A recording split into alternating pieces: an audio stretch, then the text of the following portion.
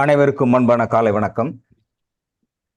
நேற்றைய வகுப்பை பற்றி நிறைய பேர் ஃபீட்பேக் கொடுத்துருந்தாங்க. ரொம்ப நல்லா இருந்ததாகவும் அவர்களை பற்றியும் ஒரு புதுவிதமான சூழலை தன்னுடைய அனுபவத்தை பற்றியும் பாடுவதற்கு பேசுவதற்கு வாய்ப்பு அப்படிங்கிறத நிறைய பேர் ஷேர் பண்ணியிருந்தாங்க. அதுதான் நான் சொல்லியிருந்தேன். அதாவது த இன்ட்ராக்ஷன், மனமிட்டு ஒருவரோடு ஒருவர் கருத்து பரிமாற்றம் செய்து கொள்வது அப்படிங்கிறது உயிரோட்டமானது. உயிர் என்பதே மூச்சை இழுத்து மூச்சை விடுவது, எடுத்து கொடுப்பது. அதே மாதிரி கருத்துக்களை பகிர்ந்து கொள்ளுதல்.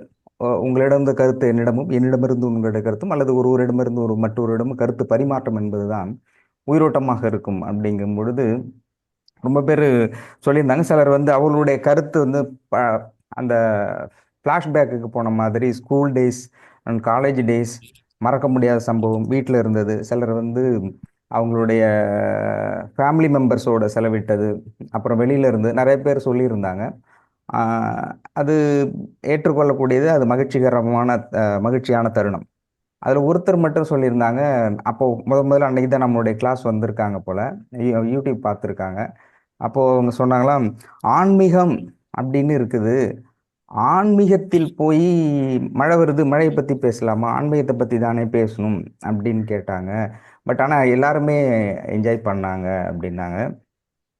மழை வேறு மனிதன் வேறா அப்படின்னா இல்லை, அனைத்திலும் அவனே, அனைத்தும் அவனே, அணைப்பதுவும் அவனே. இதுதான் ஆன்மீக போதனை எனில் மழையும் ஒரு ஆன்மீகம். மழை என்பதே ஒரு ஆன்மீக தத்துவம் தான். மழை துளியும் இறைத்துளியும் ஒன்றுதான். பஞ்சபூதத்தினுடைய பிஞ்சு துளி மழைத்துளி. ஆகாயத்தில் கருகொண்டு நீராய் உருக்கொண்டு மின்னலாய் நெருப்பு உட்கொண்டு காற்றோடு காதல் கொண்டு மண்ணில் விழுந்தால் அது மழை துளி, இது மனதில் விழுந்தால் அது இறைத்துளி. அதாவது இறைவன் என்பது பஞ்சபூதமாக இருக்கிறார் அப்படின்னு இந்த தத்துவத்தை யார் புரிந்து கொள்கிறார்களோ அந்த பஞ்சபூத தத்துவமும் மழை துளியில் இருக்கிறது. மழை துளினா ஆகாய பூதம், ஆகாயத்தில் கரு கொள்கிறது. நீர்பூதமாய் உருக்கொள்கிறது. மின்னலெனும் நெருப்பை உட்கொள்கிறது. காற்றோடு காதல் கொள்கிறது. காற்று பூதத்தோடு காதல் கொள்கிறது. கடைசியாக மண்ணில் விழுகிறது மழை துளியாய். இந்த பஞ்சபூதத்தினுடைய பிஞ்சு துளியாய் விழுவதுதான் மழைத்துளி என்று உணர்கின்ற பொழுது, இறைத்தன்மை என்பதும் இந்த பஞ்சபூதம் என்று உணர்ந்தால் நிச்சயம் அனைத்திலும் அவன் என்பதை உணர முடியும். ஆன்மீகம் என்பது ஆன்மீகத்தை மட்டுமே பேசுவது அல்ல. ஆன்மீகத்தையும் கடந்து அனைத்திலும் அவன் இருக்கிறான் என்பதை உணர்த்தக்கூடிய தத்துவமே ஆன்மீகமாக இருக்க முடியும். அதிகபட்சமாக டாக்டர் சொல்றது திரும்ப திரும்ப, ஆண்டவன் அப்படின்னா கோயிலுக்கு போகணும், இவர்தான் ஆண்டவன் அப்படிங்கிற உருவத்தோடு நாம் எல்லாமே வணங்கிக்கிட்டு வரோம். ஆனால் அதையும் கடந்து இறைவன் அப்படிங்கிறது அந்த உருவத்திற்குள்ளோ அல்லது கோயிலுக்குள்ளோ இல்லை. இப்போ ரொம்ப பேர்னாக்க இறைவன்னா இங்கே இருக்கிறாரு, அங்கே போய் கும்பிடணும், அப்படி அப்போ அங்கே மட்டும்தான் இருக்கிறாரா அப்படின்னா, அதில் மிகப்பெரிய தத்துவம் சிவனுடைய தத்துவங்கிறது எந்த இறைவனுக்கும் நிறைய ஸ்பெஷல் கேரக்டர் இருக்கு. அதில் பர்டிகுலராக ஒரு கேரக்டர் இப்போ சொல்லணும்னா, எந்த கடவுளுமே இடுகாட்டில் இருந்து அல்லது சாம்பலை பூசிக்கொண்டு மண்டையோடு எலும்புகளை வைத்து கொண்டு இருக்கக்கூடிய கடவுளாக யாரும் இல்லை. எக்ஸப்ட் காளி, அந்த மாதிரி 1-2 இருக்கலாம். ஆனால் முதன்மையான தெய்வங்களாக வழிபடக்கூடியதில் சிவனுக்கு மட்டும்தான் அந்த மாதிரியான பிக்சரைசேஷன் நாம கொடுத்துருக்கோம். சித்தர்களுடைய பாடலும் அப்படிதான் சொல்லுகிறது. இதுல இன்னொரு தத்துவமா இருக்கிறது என்னன்னா, சிலர் கோயிலுக்கு போகலாம், கோயிலுக்கு போகாமலும் இருக்கலாம். அல்லது இந்து கோயிலுக்கு போகிறவர்கள் இஸ்லாம் அல்லது கிறிஸ்தவ கோயிலுக்கு போக முடியாது, போக மாட்டாங்க, போகலாம், வாய்ப்பு தான், ஆப்ஷன் தான். அதே மாதிரி முஸ்லீம்கள் இந்த இந்து கோயிலுக்கு கிறிஸ்தவ கோயிலுக்கு போகிறதுக்கு வாய்ப்பு இல்லை, போகலாம். கிறிஸ்தவர்களும் அந்த மாதிரி தான். ஆனால் யார் எந்த கோயிலுக்கு போனாலும் போகாவிட்டாலும் கடைசியில் வரக்கூடிய இடம் அப்படிங்கிறது என் பாயிண்ட் அங்கே தான் சிவன் நிற்கிறாரு. அப்போ அனைவரும் கடைசியாக வரக்கூடிய இடம் இங்கே அடைந்தே தீர வேண்டும் அப்படிங்கிற தத்துவத்தின் அடிப்படையில் அது இயங்கப்படுகிறது. அப்போ எந்த இடத்திலும் எந்த கோணத்திலும் எதிலும் இறைவன் இருக்கிறான் என்று உணர்கின்ற அந்த உணர்வு இருக்கு இல்லையா, அந்த உணர்வு தான் ஆன்மீகம். அப்போ ஆன்மீகம் என்றால் கடவுளை பற்றியுமே மட்டுமே பேச வேண்டும் அப்படிங்கிறது இல்லை. கடவுளுடைய வரலாறை பற்றியுமே கோயிலை பற்றியுமே அந்த தத்துவத்தை மட்டுமே பேசுவதல்ல. எல்லாமே அவனே என்கின்ற பொழுதும் எல்லாவற்றிலும் அந்த தத்துவம் இருக்கிறது. அது அறிவியல் பூர்வமாகவும் இருக்கிறது, ஆன்மீக பூர்வமாக இருக்கிறது. அப்போ அதை நாம உணர்ந்து கொள்ள வேண்டும் அப்படிங்கிறது தான் மெயினாக டாக்டர் சொல்லக்கூடிய வேலிட் பாயிண்ட். அதுல அந்த மழைத்துளி அப்படிங்கிறது சிற்பியில் விழுகின்ற பொழுது முத்தாகவும், செடிகளில் விழுகின்ற பொழுது பூவாகவும், பூக்களில் விழுகின்ற பொழுது தேனாகவும், பசுவில் பசு அந்த தண்ணீரை அருந்துகின்ற பொழுது அது பாலாகவும், நம்முடைய நாவில் எச்சிருந்தாதான் நாவில் சொல்லாகவும் நாமாகவும் இருக்க வைப்பது, நம்மை நாமாக இருக்க வைப்பது அப்படிங்கிறது நீர்த்துளி தான். அப்போ வடிவங்கள் மாறினால் அது மழைத்துளி, வடிவங்கள் மறைந்தால் அது இறைத்துளி. அப்போ அனைத்திலும் இறைவனுடைய வடிவமாக பார்க்கக்கூடிய எண்ணத்தை எது உருவாக்குகிறதோ அதுதான் மிகச்சிறந்த ஆன்மீக தத்துவமாக இருக்க முடியும். எனவே அப்போ நான் பதில் சொல்லலை, அப்புறம் அவங்கள்ட்ட சொன்னேன். அப்போ மழையை பற்றி பேசுகின்ற பொழுது அந்த ஒரு மகிழ்ச்சியும் குதூகலமும் பேசுகின்றவரிடம் பார்க்கின்ற பொழுது எங்கெல்லாம் மகிழ்ச்சி நிறைந்திருக்கிறதோ அங்கெல்லாம் இறைவன் இருந்திருக்கிறான். அப்போ கஷ்டமா இருக்கிற இடத்துல இல்லையானா, கஷ்டமாக இடத்தில் மகிழ்ச்சியாக இருக்கிற இடத்தில் அவன் வந்து போகிறான். ஆனால் துன்பப்படுகின்ற இடத்தில் அவனே அதுவாக இருக்கிறான். இது குரான்ல அட்டகாசமா சொல்லியிருப்பாங்க. கடவுளை நீங்கள் எங்கு சந்திக்க வேண்டும், என்னை நீ நபிகளை ஸல்லல்லாஹு நீங்க எங்கு சந்திக்கணும் அப்படின்னு சொன்னாக்க, எவன் ஒரு நோயுற்று இருக்கிறானோ அவனை சந்தியுங்கள், அங்கே நான் இருக்கிறேன் அப்படிங்கிறார். இப்போ துன்பப்படுகின்றவனுடைய இடத்திலும், வேதனைப்படுகின்ற ஒருவனுடைய இடத்திலும், நோயுற்றவனுடைய இடத்திலும் அவனாகவே இறைவன் இருக்கிறார் அப்படின்னு பைபிள் குரான் சொல்லுது. பைபிள் துன்பப்படுகிறவன் பாக்கியவான் அப்படின்னு சொல்றாங்க. அதனுடைய உட்பொருள் என்ன, இன்பம் வரும்பொழுது கூட அந்த அந்த தன்மையை விட்டு விடுகிறார். ஆனால் துன்பம் வருகின்ற பொழுது அந்த இடத்தில் முழுமையாக இருக்கிறார். கர்ம அடிப்படையில் சொல்லணும்னு கேட்டாக்க, துன்பம்தான் கடவுள் மிக அருகில் உங்களோடு இருக்கிறதுக்கான அந்த நேரம்ங்கிறது துன்பம். ஏன்னா இன்பமாக இருக்கின்ற பொழுது இயல்பான வாழ்க்கையை வாழ்ந்து கொண்டிருக்கின்றோம், துன்பமாக இருக்கின்ற பொழுதுதான் கர்மாவை கழித்து கொண்டு இறைத்தன்மையை நோக்கி நாம் செயல்பட்டு கொண்டிருக்கிறோம் என்பதை உணர்த்துவதற்காக தான் எல்லா மதங்களுமே துன்பப்படுகின்ற பொழுது இறைவனை நெருங்கி கொண்டிருக்கிறாய் அப்படின்னு சொல்றாங்க.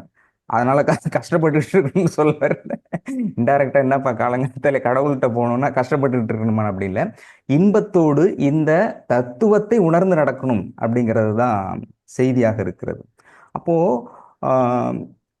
இந்த மனதை இலகுவாக வைத்துக் கொள்வது, சூழலை இயல்பாக புரிந்து கொள்வது, ஆன்மீகத்தை இயல்பாக ஏற்றுக்கொள்வது, சித்தாந்த அடிப்படையில் 24 hours மெடிடேஷன் இருக்கணும், கர்மாவை, இப்படி நிறைய ஸ்டெப்ஸ்லாம் இருக்கு இல்லையா, அவ்வளோ காம்ப்ளிகேட்டடெல்லாம் பண்ண ரொம்ப இயல்பாக போகணும் அப்படின்னு சொன்னாக்க அதற்குத்தான் இலக்கியங்கள் படைக்கப்பட்டிருக்கிறது, கடவுளை பற்றிய கதைகள் சொல்லப்பட்டிருக்கிறது.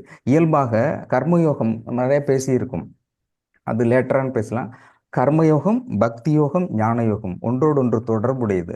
அடிப்படையில் இருப்பதுங்கிறது கர்மயோகம். நீ உன்னுடைய வேலையை மிகச் சிறப்பாக செய்யணும் அப்படிங்கிறது. அப்போ எப்படி சிறப்பாக செய்கிறது அப்படின்னாக்க, இப்போ ரொம்ப பேர் இப்போ ரீசெண்டாக நம்ம சைடில் இருக்கிறவங்களுக்கு நான் தர்மம் செய்யணும் அப்படிங்கிற ஆர்வம் இருக்குது. ஆனால் செஞ்சால் யாருக்கு செய்யணும் அப்படிங்கிறது இருக்கு. ஒவ்வொருதிலும் கர்மா, நின்றால் கர்மா, எழுந்தால் கர்மா, உட்கார்ந்தா கர்மா, டைம், வெள்ளி, செவ்வாய், புதன், இப்படி எல்லாமே பார்த்துக்கிட்டு இப்போ கர்மாவின் அடிப்படையில் எப்படி வாழ முடியும் அப்படின்னு கேட்கறதுல தத்துவார்த்தமாக நிறைய போகிறத விட வள்ளுவர் ரொம்ப சிம்பிளாக சொல்றாரு. வாய்மை எனப்படுவது யாதேன் யாதொன்றும் தீமையில்லாத சொல் அப்படின்னாக்க, வாய்மையோடு வாழுங்கள், வேற ஒன்றும் வேண்டாம், ஒரு சிம்பிளிசிட்டிஸ் பெஸ்ட்டாக வாழணும் அப்படின்னு நினைக்கிறீங்க, கர்மாவின் அடிப்படையில் வாழணும்னு நினைக்கிறீங்க அப்படின்னா, நாம் செய்கின்ற செயல், எண்ணுகின்ற எண்ணம், பேசுகின்ற பேச்சு, இது எதன் மூலமாகவும் மற்றவர்களுக்கு தீங்கு இழைக்கக்கூடாது அப்படிங்கிற ஒரு கான்செப்ட் மட்டும் வச்சுக்கிட்டாலே போதும். அதை வச்சுக்கிட்டு we can travel, அதை வச்சுக்கிட்டு தொடர்ச்சியாக பயணம் செய்ய முடியும். அடுத்தவங்களுக்கு நம்மளால எந்த தீங்கும் வரக்கூடாது, சிம்பிளிசிட்டி. அதுக்கப்புறம் நிறைய கேரக்டர் இருக்கு, பாசிட்டிவ், நெகட்டிவ்ஸ், அது எப்படி எடுத்துக்கிறதுங்க. பட் பெஸ்ட்டாக எடுத்துக்கிறது, நம்மளால ஒருத்தருக்கு தீமை வரக்கூடாது, அவ்வளோதான். அப்போ இந்த ஆன்மீகத்தை சொல்லுகின்ற பொழுது மற்ற அறிவியல் சார்ந்த நிறைய விஷயங்களும் சொல்றதை விட பெரும்பாலான அனைத்து மதங்களும் சொல்லுகின்றது இலக்கியங்கள், கதைகள். இதன் மூலமாக ஏன் சொல்றாங்கன்னா, கதைகள்ல மிக உச்சமாக இருப்பது கவிதை. ஏன் அதன் மூலமாக சொல்லிக்கிட்டு இருக்காங்க? பாடல் எல்லாமே, சித்தர்களுடைய பாடல்கள் எல்லாமே உதாரணம் கொண்டும் அல்லது மிக டெப்தாகவும் இருக்கு அப்படின்னாக்க, கவிதைகளுடைய மிகப்பெரிய ப்ளஸ் பாயிண்ட் என்னன்னா, அதாவது சிந்திக்க தோன்றுகிறது. நம்ம இயல்பாக பேசுகின்ற பொழுது வாழ்க்கையில் என்ன பேசுகிறோமோ அது புரியுது. சில பேர் நார்மலாக பேசினாலும் புரிய மாட்டேங்குது, அது வேற விஷயம். இருந்தாலும் இயல்பாக பேசுகின்ற பொழுது நம்மால் புரிந்து கொள்ள முடிகிறது. கவிதை அப்படிங்கிறது உங்களுடைய சிந்தனையை தூண்டுவதாக இருக்கும், நயம் இருக்கும், வார்த்தை சொல் இருக்கும், எதை எப்படி எந்த இடத்தில் பயன்படுத்த வேண்டும் வார்த்தை என்றும், அதை எப்படி அதனுடைய கருத்தை உள்வாங்க வேண்டும் அப்படிங்கும்போது, எந்த ஒரு கவிதையை யார் படித்தாலும் அந்த எழுதியவருடைய கோணம் அப்படிங்கிறது, அந்த கருத்தியல் ஒரு புறம் இருக்கின்ற பொழுது, இவர்கள் சிந்திக்கின்ற பொழுது பல கோணங்களை உருவாக்க முடியும், பல கோணத்திலும் யோசிக்க முடியும். உதாரணத்துக்கு நிறைய கவிதைகள் இருந்தால் ரெண்டு சொல்லணும்னா, எனக்கு ரொம்ப பிடித்த கவிதை எப்போதுமே நான் சிம்பிளா ஒருத்தர் கவிதை எழுதியிருந்தார். அதாவது, லக்ஷ்மி வீட்டில் சரஸ்வதி வேலை செய்கிறாள் அப்படின்னு எழுதியிருந்தார். இது படிச்சுட்டு இது என்னடா அவங்க வீட்டில் இன்னொருத்தர் வேலை பார்க்குறாங்க, இதெல்லாம் ஒரு கவிதைன்னு எழுதியிருக்காங்க அப்படின்ட்டு பேப்பரை திருப்பிட்டேன். திருப்பி போடும்போது லக்ஷ்மியில் கொட்டேஷன்ஸ் போட்டிருக்கா, சரஸ்வதியில் கொட்டேஷன் போட்டிருக்கா. அப்போது கொட்டேஷன் போட்டிருக்கும்போது அவன், அதாவது மிகப்பெரிய ஒரு தத்துவார்த்த விதியை கவிதையில் ரொம்ப 5 வார்த்தையில் அழகாக சொல்லியிருந்தேன். லக்ஷ்மி வீட்டில் சரஸ்வதி வேலை செய்கிறாள், அவ்வளோதான். அப்போ என்னன்னா, பணம் நீ எவ்வளோதான் படிச்சிருந்தாலும் அப்படின்னு சொல்ல முடியாது, பட் இருந்தாலும் அவர் சொல்ற வர்றது, எவ்வளோதான் படிச்சிருந்தாலும் படிப்பை விட இப்போது உள்ள சூழ்நிலையில் பணம் தான் உயர்ந்தது, பணம் தான் டிசைடிங் ஃபேக்டர். அந்த பணத்துக்கு தான் கல்வி வேலை செய்ய, கல்வியா செல்வமா வீரம்னா ஈக்குவல் கேரக்டர் இருந்தால் தான் லைஃப்பில் வாழ முடியும். பட் இப்போதுல பணம் இருந்தால் எதையும் வாங்கக்கூடிய சூழல் இருக்குது அப்படிங்கிறது கவிதையின் மூலமாக அழகாக சொல்லியிருந்தாங்க. அதில் ரொம்ப யதார்த்தமாக இப்போல்லாம் பார்த்தீங்கன்னா, நம்மளும் உழுந்து பிறண்டு படித்து 10 பிஹெச்டிலாம் வாங்கிட்டு போய் எங்கடா வேலை பார்க்குறான்னா சொல்ல முடியாது. சம்படி படிக்காமலே இருந்து பிஸ்னஸில் பெரிய ஆளாக ஸ்கூல் காலேஜெலாம் கட்டிக்கிட்டு இருக்கவங்ககிட்ட தான் போய் வேலை பார்க்குறாங்க. அப்போது இன் பிஸ்னஸாக, பட் அவங்களுக்கு சில கர்மா இருக்கிறது அப்படிங்கிறத நம்ம ஒத்துக்கிட்டாலும் கூட, இன்றைய சூழலில் பணம் தான் ஆட்சி செய்வதாக அவருடைய கவிதையினுடைய நயம் இருக்குது. இப்போ இந்த கவிதைங்கிறது ரொம்ப சிம்பிளாக இருக்குது. நம்ம பார்த்தோம்னாக்க அவங்க வீட்டில் இவங்க வேலை செய்கிறாங்க, இதில் என்ன இருக்குது அப்படின்னு தான் சொல்ல முடியும். ஆனாலும் உட்பொருள் அப்படின்னு பார்த்தாக்க மிகப்பெரிய இன்றைய சூழலை விளக்குவதாக இருந்தது. அதே மாதிரி என்னுடைய காலேஜ் டேஸ்ல இருந்து கவிதைனா டக்குன்னு எனக்கு வர்ற ஞாபகங்கிறது, சுத்தம் சோறு போடும் அப்படின்னு நம்ம பழமொழி இருக்கு. அப்போ ஒருத்த கவிதை எழுதியிருந்தாங்க, கம்யூனிச தத்துவத்தின் அடிப்படையில் எழுதப்பட்ட கவிதை. அந்த கவிதையில் சொல்கிறாங்க, ஒரு குழந்தைங்க சாப்பாட்டுக்கே வழி இல்லாமல் குழந்தைங்க ரொம்ப பசியோட அந்த சுத்தம் சோறு போடும் அப்படிங்கிற அந்த செவரில் எழுதியிருக்கிற அந்த வாசகத்தை பார்த்துக்கிட்டு நிற்கிது. பட் அவங்க மைண்டில் இருக்கிறத அப்படியே ரவுண்ட் போட்டிருக்காங்க, சுத்தம் சோறு போடுமாமே அப்படின்னு போட்டுட்டு அடுத்த வரி சிம்பிளாக எழுதியிருக்கான், எங்கள் வயிறு சுத்தமாகத்தான் இருக்கிறது அப்படின்னு நிறுத்திருக்கான். அது எவ்வளோ பெரிய தத்துவத்தை சொல்கிறோம்.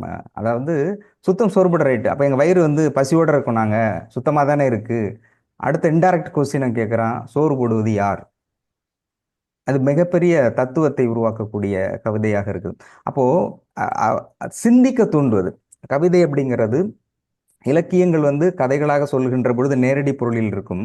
ஆனால் கவிதை என்கிறது நம்மை சிந்திக்க தூண்டுறது. ஏன் சிந்திக்கணும் அப்படின்னா, இலக்கியங்கள் படிக்கணும் அப்படிங்கும்போது எவ்வளோ வேணாலும் படிக்கலாம், பிஸ்னஸ் பெரிய அளவில் வரலாம், பணம் சம்பாதிக்கலாம். ஆனாலும் எல்லாரும் வாழ்கின்ற ஒவ்வொருவரும் ஒவ்வொரு நாளும் ஒரே மாதிரி இருப்பதில்லை, ஒவ்வொரு நாளும் ஒவ்வொரு மாதிரியாக இருக்கும். அப்போது பல பிரச்சனைகள் வாழ்வில் வரக்கூடியதாக இருக்கும்.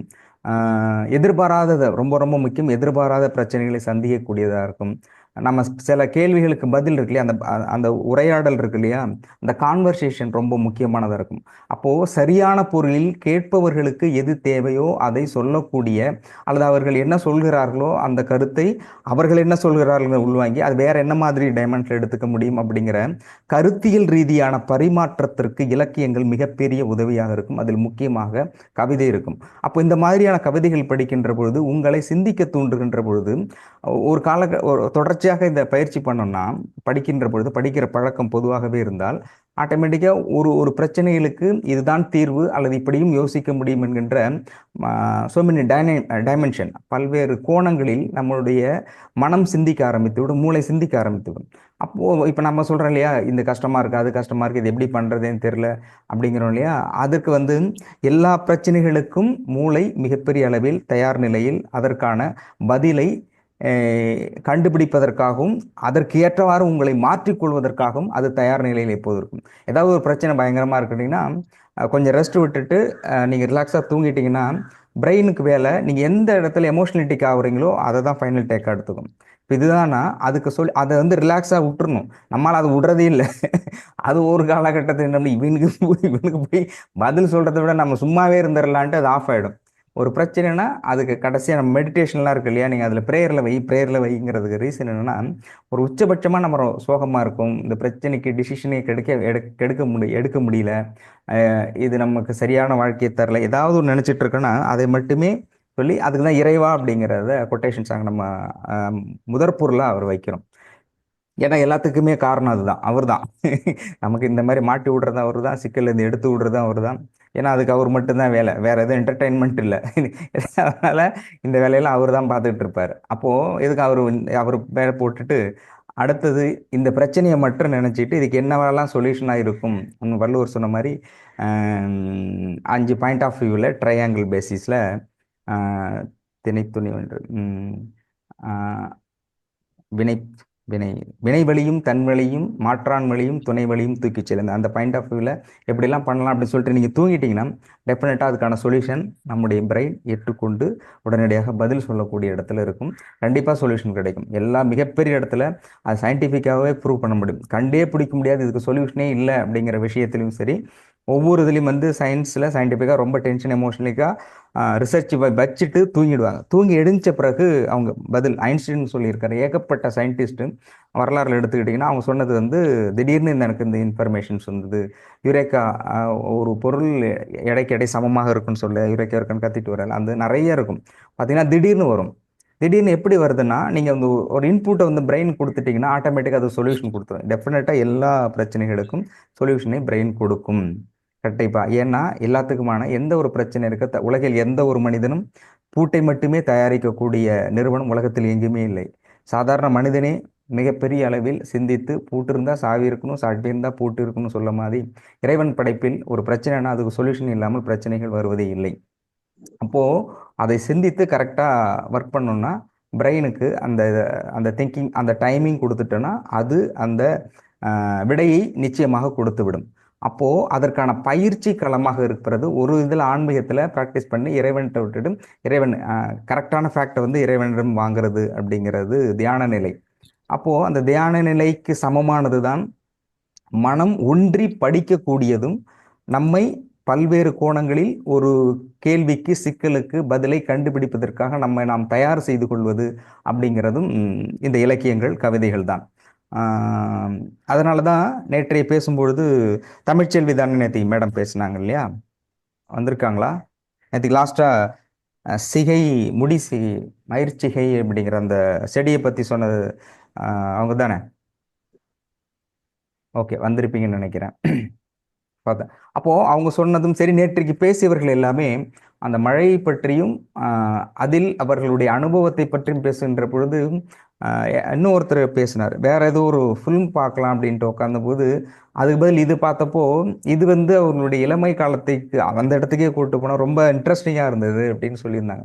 உண்மையிலேயே ரொம்ப நல்லா இருந்தது. எதிர்பாராதமாக சூழலுக்கு ஏற்ப சர்வைவல் ஆஃப் த ஃபிட்டஸ்ட், சூழ்நிலைக்கு ஏற்ப தன்னை உருமாற்றிக் கொள்கின்றவன் தான் மனிதன். சூழ்நிலைக்கு எது ஏற்பவோ அதுக்கு தகுந்த மாதிரி தான் பேசணும், அதுக்கு தகுந்த மாதிரி தான் கருத்தியலை பரிமாறிக்கொள்ள வேண்டும். மழை அப்படிங்கிறதுனால மழை தொடர்பாக பேசுகின்ற பொழுது அது யதார்த்தமான ஒன்று. அதை பற்றி பேசுகின்ற பொழுது அவர்களுடைய அந்த நினைவலைகள்லாம் போயிட்டு வரும்பொழுது இயல்பான வாழ்க்கையை ஒருவர் வாழ்வதற்கும் அதை அசைபோடுவதற்கும் அடுத்த கட்டத்திற்கு மகிழ்ச்சியாக மனதை நகர்த்தி செல்வதற்கும் மிகச்சிறந்த ஒரு வாய்ப்பாக அந்த களம் அமைந்து விடுகிறது. அப்படிதான் அந்த நேற்றைய காலை பொழுது இருந்தது. ரொம்ப அருமையாக இருந்தது. அதில் நிறைய பேர் சொல்லியிருந்தாங்க, குறிப்பாக ஒரு 5 பேர் கிட்டத்தட்ட நான் அது எனக்கும் அந்த அந்த எக்ஸ்பீரியன்ஸை ஷேர் பண்ணணும் சார் அப்படின்னு சொல்லியிருந்தாங்க. சரி, நிச்சயமாக நாளைக்கு வாய்ப்பு கொடுப்போம் அப்படின்ட்டு இருந்தேன். அதில் நிறைய விஷயங்கள் இருந்தாலும் பேச முடியும். இப்போ அது தொடர்பாக, மழை தொடர்பாகவும் அதை பேசணும்னு நினைச்சவங்க இன்னும் அவங்க வரல, 2 3 பேர் வரல, பட் 3 பேர் இருக்கிறாங்க.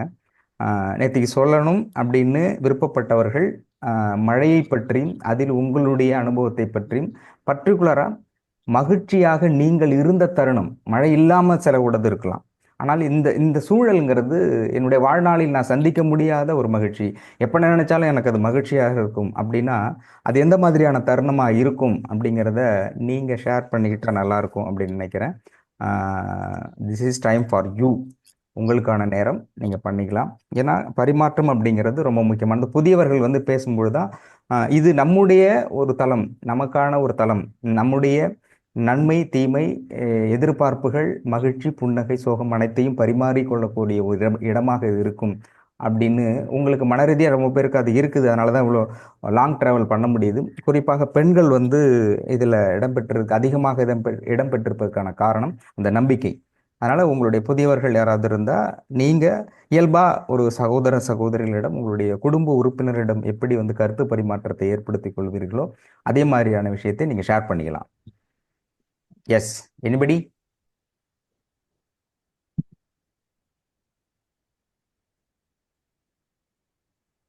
ரோஜா மேடம், கேள்வி கேட்பது மட்டும்தான்டா நாகேஷ் மாதிரி எனக்கு கேட்க மட்டும்தான் தெரியும் இல்ல இல்ல இல்ல அது உனக்கு நான் சொல்ல இன்னும் வேலை தெரியாது. இருந்தது தாராளமா. இல்ல வேற யாராவது பேசுறாங்களா? ஓ, அது பெரியவங்க அது எல்லாம் இருக்காங்க, சீனியர் எல்லாம் இருக்காங்க. அவங்க சொன்னா எனக்கு நேத்து நான் சொல்லும் போது யோசிச்சேன். நம்ம சொல்லியிருந்தா 2 பாயிண்ட் தான் சொல்லியிருப்போம்.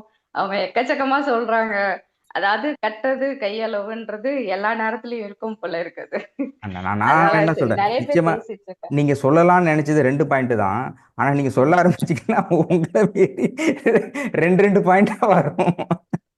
ஓகே. ஆமா சார். ஆக்சுவலி பாத்தீங்கன்னா, நான் ஃபர்ஸ்ட் சொல்ல வேண்டியது மழை. ஓகே. மழை வந்து நீங்க எல்லாரும் இது குடுக்கும், அது குடுக்கும் அந்த மாரி இல்ல. எனக்கு ரொம்ப ஃபீலிங்கா இருக்கும்போது, இந்த மழை வந்துச்சுன்னா ஒரு செகண்ட் போயிட்டு ரிலாக்ஸ் பண்ணுவேன். வெளிய நின்னுட்டு அந்த மழைய அப்படி பார்த்தாவே ஒரு ஒரு புத்துணர்ச்சி மட்டும் இல்ல. அந்த ஒரு அதுதான் நேச்சர் போல இருக்கு. நேச்சர் வந்து நம்மளுடைய கவலைய கூட எடுத்துரும் போல இருக்கு. வலிய கூட எடுக்கும்னு சொல்லலாம். ரொம்ப ம். பெயின்ஃபுல்லா இருக்கு. நான் சம்டைம்ஸ் ரொம்ப பெயின் ஏதாவது இருந்தது அப்படின்னா, அ தரையில படுப்பேன். பெட்டெல்லாம் படுக்க மாட்டேன். அந்த டைம்ல பார்த்தீங்கன்னா, அம்மாவோட மடியில படுக்கிற மாரி ஒரு ஃபீல் இருக்கும் எனக்கு. ம். அந்த மாரி படுக்கும்போது, அதுதான் இந்த மழையும் அதேதான் எனக்கு.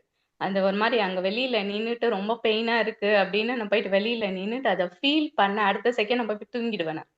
ஆ. அந்த மாரி மழைக்கு ஒரு பவர் இருக்கு. ஓகே. அந்த எனக்கு இன்னொரு புடிச்ச விஷயம் அப்படின்னு பார்த்தீங்கன்னா, என்னோட டீச்சிங்ஸ். ம். டீச்சிங்னா வந்து எனக்கு எல்லாம் நெறைய டைம் வந்து உன்னால முடியல.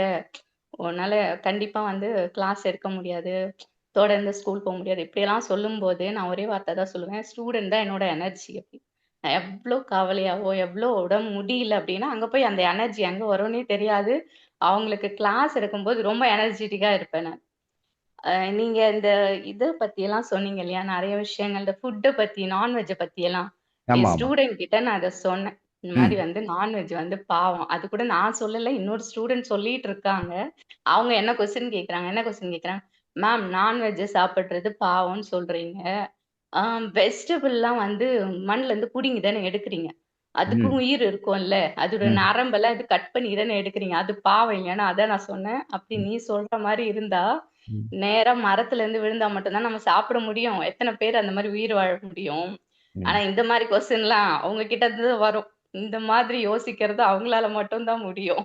ம். ஸோ இந்த மாரி நெறைய விஷயங்கள் அவங்கள வந்து பார்த்தீங்கன்னா, அவங்க ஒவ்வொரு நாளும் ஒவ்வொரு விஷயமா நான் புதுசு புதுசா கத்துக்கிற மாரி இருக்கும் அவங்க கிட்ட. ம். நன்றி. சின்ன குழந்தையிலருந்து பெரியவங்க வரைக்கும் பார்த்தீங்க அந்த ஸ்டூடண்ட்ஸ் வந்து பார்த்தீங்கன்னா, ஒவ்வொருத்தருமே ஒரு ஒரு டிஃபரெண்ட்.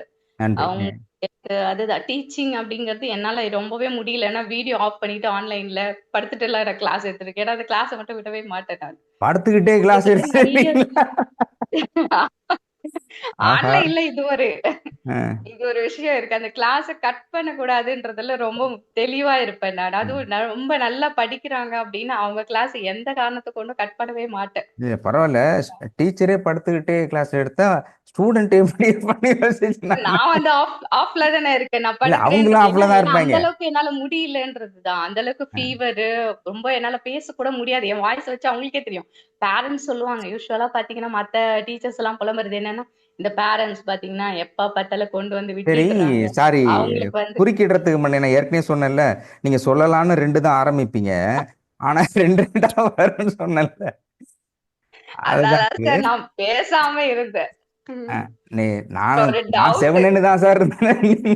நீங்க தான் ஆரம்பிச்சு விட்டீங்க. ரொம்ப கண்ட்ரோல் பண்ணணும்னு நெனைப்பேன். ம். ஆனா நீங்க வந்து பேச வச்சுடுறீங்க. நானும் ஒவ்வொரு முறையும் ஐயா வந்து கேள்வி கேளுங்கன்னு சொல்லும்போது நான் நெனைப்பேன். சரி எல்லாரும் இருக்காங்க கேட்கட்டும். ஆனா என்ன வந்து கண்ட்ரோலே பண்ண முடியாத அளவுக்கு நான் வந்துருவேன் அந்த இடத்துல. ஆமா. சோ என்னன்னா, வாய்ப்பு குடுத்ததுக்கு ரொம்ப நன்றி. நாம இன்னும் சும்மா நெறைய இருந்தாலும் விஷயங்கள் நாம சும்மா இருந்தாலும் நம்ம வாய் சும்மா இருக்க மாட்டேங்குது. ஆமாங்க சார். ஏன் வாய் தான் அந்த எதிரி. ரோஜா அந்த ரோஜா வந்து மொக்கா இருக்கும். அது அப்படியே வெயில் வர வர அப்படியே சூரியன் மேல வர வர அப்படியே இதழ் விரியும். ஆ, அந்த மாதிரி. ம். டைம் ஆகாம நமக்கு கை கால்லாம் நடுக்க ஆரம்பிச்சிருக்கு கேள்வி கேட்கலன்னா. ரைட், நல்லது கேள்வி. நான் அதனால தான் நேற்றுக்கு சொன்னேன், தப்பா எடுத்துக்கூடாதுங்கிறது தான் இதையும் சொன்னேன். அப்படி சில பேர் எங்க இதுல நேற்றுக்கு சொன்னேன், வெங்கட்ராமன் ஆரம்பிச்சு சார் சார் சார் சார் பக்கத்துல இருக்கலாம் பதறிடுறான், என்னடா இருடா. அவரு கேட்கலாம் ஆரம்பிச்சோடனே கத்த ஆரம்பிச்சிடும். அதுக்கப்புறம் தான் அவனே யோசிப்பான், சரி சொல்லு நான் ஒரு நிமிஷம் சார். முதல்ல ஆஜராயிடணும் அவனோட கேரக்டரு. அது நல்லதுதான். கேள்விகள் தான் அந்த வாழ்க்கையினுடைய அடுத்த கட்டத்தை நகர்த்தி செல்வதற்கான அச்சாணியாக நோய் இருக்கிறவங்க பக்கத்துல தான் கடவுள் இருப்பாருன்னு சொன்னீங்க. அது எனக்கு புரியவே இல்ல. நோய் இருக்கிறவங்க பக்கத்துல கடவுள் இருக்க மாட்டாரா? நீங்க நிறைய கேள்வி வேற கேட்டுட்டு இருக்கீங்க சந்தடி சாக்குல. இருங்க, வாய்ப்ப வந்து சரியா பயன்படுத்திக்கணும்னு ஒருத்தர் சொன்னாரு சார். அப்பதான் செம்மையா நான் ஆரம்பிச்சேன். பயன்படுத்துறீங்க நீங்க. ஆனா கர்மால நான் தான் சொல்றேன்ல, அது இன்டைரக்டா அப்படிதான் சொன்னேன் நானு. சீனியர்லாம் இருக்காங்க இல்ல, அவங்க வந்து பேசாம உட்காந்து நமக்கு சொல்றாங்க ஏதாவது கேட்போம்யா. ஏறுற வரலையே. நீங்க பாத்தீங்கன்னா அவங்க எல்லாம் சைலண்ட். நீங்க கேட்கலன்னா அவங்க கேட்கவே மாட்டாங்க. எனக்கு நல்லாவே தெரியும். அப்புறம் அதனாலதான் பேர் சொல்றது, கேளுங்கன்னா அதுக்கப்புறம் தான் கேட்கவே ஆரம்பிப்பாங்க. அந்த மாதிரி இருக்காங்க. அப்புறம் நீங்களாம் கேட்டதுக்கு அப்புறம் என்னடா இவங்களே கேட்கறாங்க, நம்ம கேட்காம விட்டுருவோம்ட்டு கேட்க ஆரம்பிப்பாங்க. கேள்விங்கிறது நியாயமானதா, சரியானதா, சரியான கேள்விகள் வரவேற்கப்படுகிறது. கேள்வி சார் அது ம். அப்படி இல்லை சார். குறுக்க குறுக்க வந்து கேள்வி கேட்டோம்னா அதனால கர்ம வருமான்னு யோசனை இருந்தா அப்படி ஆரம்பி வர்றது இல்லை. நீங்களே வந்து ஆரம்பிச்சாதான் நாங்க ஆரம்பிக்கணும் அப்படின்ட்டு வேற ஒண்ணும் இல்லை சார். குழந்தை வேலு ஒண்ணு ஒண்ணாட்டாலும் செமையா சரவெடி மாதிரி ஒரு ஒரு உண்மை சார். கேள்வியிலையும் ரொம்ப கரெக்ட். பயங்கரம் சார். அவரோட கேள்வி எல்லாம் அவர் பாத்தீங்கன்னா, கேள்வியில கேள்வி இருக்கிறது இல்லையோ, செம்ம காமெடி இருக்குது. நான் ஒவ்வொரு இதுலயும் கேள்வியை விட அவர் கேட்கறது காமெடி தான் அதிகமா இருக்கு. கரெக்டு தான். நீங்க அவர் சார் சொல்லும்போது நம்ம குறுக்கிடுறதுக்கு அப்பா இருக்குமோன்னு கேட்கறது அது நியாயமானது. ஆனா குறுக்கிட்டா கர்மா சார் வந்துருமோன்னு யோசிக்கிறது அது குழந்தை சார். மேடம் சொல்றாங்க பாரு, குழந்தை வேலை. குழந்தை சார். அது நல்ல பேர் கேட்ட மாதிரி இருக்கிறீங்கன்றாங்க. நான் ஏன் குபேர வேல் சொல்றேன், ஃபர்ஸ்ட் என்கிட்ட அவர் பேசும்பொழுது ஃபினான்ஷியல் விஷயமா பிஸ்னஸ் இது டெவலப்மெண்ட்டை பற்றி பேசினார். அப்போதான் நான் சொன்னேன், குழந்தை வேலுவாக இருப்பவர் நாளை முதல் குபேர வேலுவாக மாறுவீர்கள் அப்படின்னு நான் ஃபர்ஸ்ட் அவர் என்கிட்ட பேசும்போது சொன்னதுனால, நான் குழந்தை வேலுனாலே குபேர வேலு அப்படிங்கிற மாதிரி தான் எனக்கு ஞாபகம் இருக்கும். உங்களுக்கு ஞாபகம் இருக்கா சார்? ஞாபகம் இருக்கு சார். ஃபர்ஸ்ட் நான் நீங்க ஃபர்ஸ்ட் டாக் ஆரம்பிச்சீங்க. ஆமா. பேசும்போது இதை தான் சொன்னேன். அதனால தான் நான் ஒரு குழந்தை வேலும்போது குபேர வேலு, குபேர வாளுன்னா வாள் மாதிரி ஆட்டிட்டு இருப்பாரு. இல்ல இல்ல, எனக்கு சின்ன வயசுல இருந்தே பாத்தீங்கன்னா ஒரு ஒரு 5 வருஷத்துக்கு to 10 வருஷத்துக்குள்ள ஒரு இடத்துல எனக்கு ஒரு ஒரு புது புது பேரா வைப்பாங்க. அது ஸ்கூல் டேஸ்ல இருந்தே அப்படிதான். ஓ, என்னடா கொஞ்ச நாளா வந்து எனக்கு யாரும் வேற எந்த பேரும் வைக்கலையே அப்படின்னு யோசிச்சேன். அது ஏதோ யோசிச்ச மாதிரி நீங்க அப்படியே புதுசா வச்சிட்டீங்க, ரொம்ப சந்தோஷம். வாலியன்டரா வந்திருக்க மனமே. ஓகே, நன்றி நன்றி. ஓகே மேடம், நிறைய கேட்டிருக்கு. நீங்க மற்றவங்களோட ஷேர் பண்ணுங்க. கேள்வி நிறைய கேட்டிருக்கீங்க. அதுல வந்து சரி அப்புறம் கேள்வி வந்து வாட்ஸ்அப்ல இருங்கம்மா. கேட்கணுமா? லெட்டர் போடணுமா? இல்ல கேள்வி இல்ல. கேள்வி லெட்டரா போடணுமா? இல்ல வாட்ஸ்அப்ல கேட்கணுமா? ஏதோ கேட்டு முடிச்சுட்டீங்களா நீங்க? இல்ல, நீங்க கேட்டிருக்கதே நிறைய கேட்டிருக்கீங்க. ஐயா ஒண்ணு வந்து ஐயாவுக்கு கேக்குற கேள்விகள்லாம் எனக்கு இது ரொம்ப நாளா ஐயா, டவுட். அது ம். குரூப்ல போட்டுருங்க. Okay common sir. ஃபோரம். இதை பாப்பப்ல போடுறத விட நீங்கள் குரூப்பில் போட்டுருங்க. சம்டைம்ஸ் அவரே கேளுங்க அப்படின்னு சொன்னால் மட்டும் கேளுங்க. குரூப்பில் காமன் அது டெஃபினட்டாக டெய்லி இப்போ சார் பார்த்துருவாங்க. ம். தனிப்பட்ட முறையில் போட்டாலுமே பார்த்து சொல்லிடுவாங்க, இல்லை எனக்கு போட்டாலும் சொல்லணும். பட் நீங்கள் குரூப்பில் போடும்பொழுது உங்களுக்கு ஒரு சாட்டிஸ்ஃபைடாக இருக்கும். ஒருவேளை இவங்கெல்லாம் பார்த்துட்டு அங்கே சொல்கிறாங்களா இல்லையான்னு டவுட்டு. உண்மை அவருக்கே போட்டாலும் அவர் பார்க்குறாரா டவுட்டு. இங்கே குரூப்பில் போட்டால் பார்த்தே ஆகணும். பார்க்குறாங்களே இல்லை எல்லாருமே பார்த்துருப்பாங்கிற ஒரு சாட்டிஸ்ஃபைட். அதனால் குரூப்லேயே போட்டுருங்க. சார் நிச்சயம் பதில் சொல்லிடுவார். 2 கேள்வி கேட்டிருந்தீங்க. ஒன்று வந்து இப்போ லாஸ்ட்டாக நீங்கள் கேள்வி கேட்டிருந்ததுனால நான் பதிலே மறந்து போயிட்டேன். இந்த நோய் இருக்க இடத்துல தான் இறைவன் இருப்பானா அப்படிங்கிற கேள்வியும், இதுக்கு முன்னாடி இன்னொரு கேள்வி கேட்டிருந்தீங்கல்ல, என்னது உங்களுக்கு ஞாபகம் இருக்கான்னு நினைக்கிறேன். நிறைய கேள்வி கேட்டிருக்கீங்க. இதுக்கு முன்னாடி இன்னொரு கேள்வி கேட்டீங்க. இப்பவா சார்? இப்ப கேட்டதா? இப்போ நான்வெஜ் நீங்க கேட்டது எல்லாமே கேள்விதான். ஏதாவது ஞாபகம் இருக்கா உங்களுக்கு? நான்வெஜ் பத்தியா? உங்க குழந்தைங்க இந்த ஸ்கூல் படிக்கிற ஞான குழந்தைங்க நான்வெஜ் சாப்பிடுறது நான்வெஜ் இந்த கரெக்ட். அந்த தாவரம் உயிர் தானே அப்படின்னு கேட்டீங்க இல்லையா? எஸ், எக்ஸாக்ட்லி ரைட்டான கேள்வி. 2 கேள்வி. இதை மட்டும் பதில் சொல்லிட்டு அடுத்தவங்களுக்கு நகரணும். அந்த வாய்ப்புங்கிறது இல்லையா, அதான் நான் பல தடவை சொன்னேன். கேள்வி அப்படின்னா டக்குன்னு சார் கை தூக்கிட்டீங்கன்னா அதுக்கப்புறம் கூட யோசிச்சு சொல்லுங்க. பத்தியா நம்மளால வந்து கேள்வின்னு ஆரம்பிச்ச உடனே டக டக டகன்னு ஆரம்பிக்கிறாங்களா, அந்த மாதிரி தான் புதியவர்கள் அடுத்தடுத்து நிறைய பேர் பேசாம கேட்டுக்கிட்டு மட்டுமே இருக்கிறாங்களே, அவங்களும் பேசும்பொழுது நேற்று அந்த மேடம் தான் ஃபர்ஸ்ட் டைம் தான் பேசினாங்க. பட் நிறைய விஷயங்கள் பகிர்ந்து கொள்ள முடிஞ்சுது. நிறைய கருத்தியல் ரீதியாக அவங்கள்ட்ட நிறைய மெசேஜ் இருக்குது இல்லையா. ஸோ அந்த மாதிரி இருக்கிறவங்க வந்து அந்த மாதிரி இருக்கவங்களுக்கும் நம்ம வாய்ப்பு கொடுக்கணும் அப்படிங்கிறதுனால தான் எனிபடி அப்படின்னு மற்றவங்களை கேட்கறது. பட் இதில் வந்து நீங்கள் கேட்ட கேள்விக்கு பதில் சொல்கிறேன். அதாவது கிருபானந்த வாத்தியார் இதை சொல்கிறார். நான்வெஜிடே ஒரு தடவை கிளாஸ் எடுக்கும்போது அவர் வந்து ஆன்மீக சொற்பொழிவு நடத்திக்கிட்டு இருக்கிறப்போ பதில் சொல்லிட்டு இருக்காரு. இந்த மாதிரி உயிர்களை கொல்லக்கூடாது அப்படின்னு சொல்கிறாரு. இந்த மாதிரி நான்வெஜ்ஜெலாம் சாப்பிடக்கூடாது அப்படின்னு சொல்கிறார். நான்வெஜ் ஏன் சாப்பிடக்கூடாதுன்னா, ஒன்று இப்போ ஆடு வெட்டினா ஆடு அழிஞ்சு போயிடுது, மாடு வெட்டினா அது அழிக்கிறது. அப்போ அழிக்கிறது நம்ம செய்யக்கூடாது அப்படிங்கிறத சொல்கிறார். அப்போது சொல்லிகிட்டே இருக்கும்போது ஒரு பையன் ஊருக்கு எழுந்துச்சி நிற்கிட்டு இருக்கான். தம்மா துண்டு ட்ரௌசர் போட்டு பையன். அவன் வந்து எல்லாமே உட்கார வச்சு, என்னடா தம்மா துண்டு உட்காரன்னா அவன் ஏன் செஞ்சுட்டு இருக்கான். அவர் பேசி முடிச்சுட்டு அந்த பையன் ஏதோ கேட்க நினைக்கிறான், அதை அவனை பேச விடுங்க அப்படின்றாரு. அப்போ சொல்கிறான், உங்களை மாரி தான் ஐயா, ஒரு சின்ன கேள்வி என்னென்னா. சரி, சின்ன பையன் தானே கேட்க கேளு அப்படின்ட்டுருக்காரு. அப்போ சொல்லியிருக்கான், அதாவது நான்வெஜ் சாப்பிடக்கூடாது, 5 மினிட்ஸ் சான்ஸ். ஓகே, அதுன்னு ஒருத்தர் ஐடி ஒரு 5 நிமிஷத்துக்கு மேலே ஒருத்தர் பேசக்கூடாது அப்படிங்கிற சட்டம் போட்டிருக்கேன் சார். புது புது அமெண்ட்மெண்ட், சட்ட திருத்தம் அப்படின்னு சொல்லுவாங்க இல்லையா, அமெண்ட்மெண்ட் இந்தியன் கான்ஸ்டியூஷன்ல வரும் அமெண்ட்மெண்ட், சட்ட திருத்தம். இங்க நிறைய பேசும்போது ஒவ்வொருத்தரும் அவங்களே கேள்விக்கும் அதுக்கான சட்டத்தையும் சட்ட விளக்கத்தையும் சட்ட திருத்தத்தையுமே சொல்லிடுறாங்க. நம்ம வேலை மிச்சமாயிடுது. ரைட், ஓகே, அதை பேசுகிறோம். அதனாலதான் ஒரு கேள்வி அப்படிங்கிற முறையை நம்ம சொல்லிட்டு வந்தோம். அப்போ கிருபானந்த வாரியார் வந்து பேசுகின்ற பொழுது அப்போ அந்த பையன் கேட்டபோது அவர் பதில் சொல்றாரு. அதுக்கு அந்த பையன் கேட்ட கேள்வி என்னன்னா, ஆடு கோழி ஒன்ஸ் அதை வெட்டிட்டோம்னா அதுக்கப்புறம் வளராது அப்படிங்கிறோம். இப்போ தாவரம் அப்படின்னு சொல்லும்போது அவர் உடனே டக்குன்னு குறுக்க சொல்றாரு. தாவரங்கள்னா இப்போ நீங்கள் கீரை இருக்கு ஒடிச்சோம்னா அதுக்கப்புறம் வளர்ந்துருது, பழம் இருக்கு பறிச்சோம்னா மரத்தில் வளருது அப்படின்னு சொல்லிட்டே இருக்கும்போது அப்புறம் சொல்றான், இல்லையா நான் கேட்க வந்து வேற என்ன சொல்லு அப்படின்னு. அப்போ கேட்குறாரு, அந்த சின்ன பையன் கேட்குறான் என்னன்னா, சரி எல்லாமே ஓகே, இந்த முளைக்கீரைங்கிறத வேரோட தானே பிடுங்குவாங்க, அங்கே பயங்கர தாவரங்கிறத விட்டுட்டு முளைக்கீரை வேரோட பிடுங்குவாங்க, அந்த மாதிரி வேரோட பிடுங்கினா அது இறந்து போயிடுது தானே, அப்போ அதுக்கு அதோட உயிர் இருக்குல்ல, அப்போ அதையும் நம்ம கொல்றோம்ல, அப்போ வந்து இது கொல்லுகின்ற பாவத்தில் சேராதா அப்படின்னு கேட்கும் பொழுது கிருபானந்த வாரியார் வந்து நான் அப்புறம் பதில் சொல்றேன்னு விட்டாரு. இது ரியல், விட்டுட்டாரு. அப்படி கேள்வி கேட்டவர் யாருன்னு யாருக்காவது தெரியுமா? தெரியும்னு நினைக்கிறேன். இந்த கேள்வி கேட்ட சின்ன பையன் யாருன்னு தெரியுமா? என்ன பண்ணாரு? மலைராஜன் இருக்கிற சார் இருப்பாரு, மலைராஜன் சார். யாருக்காவது தெரியுமா இந்த கேள்வி கேட்டது? கிருபானந்த வாரியார்ட்ட கேள்வி கேட்டது சார் அனைவருக்கும் வணக்கம். யாரும் ஞாபகம் இருக்கா? எனக்கு இப்ப டக்கு ஞாபகம் வரல சார். ஏன்னா நான் நிறைய சாமிகிட்ட சின்ன பையனா இருக்கும்போது ஸ்டேஜ் முன்னாடி இருந்து கேள்வி கேட்டிருக்கேன். அது சரி, நன்றி. இப்ப ஞாபகத்துக்கு வர மாட்டேங்க. ஞாபகம், ரைட், ஓகே. இந்த கேள்வியை கேட்டவர் முன்னாள் முதலமைச்சர் மு. கருணாநிதி.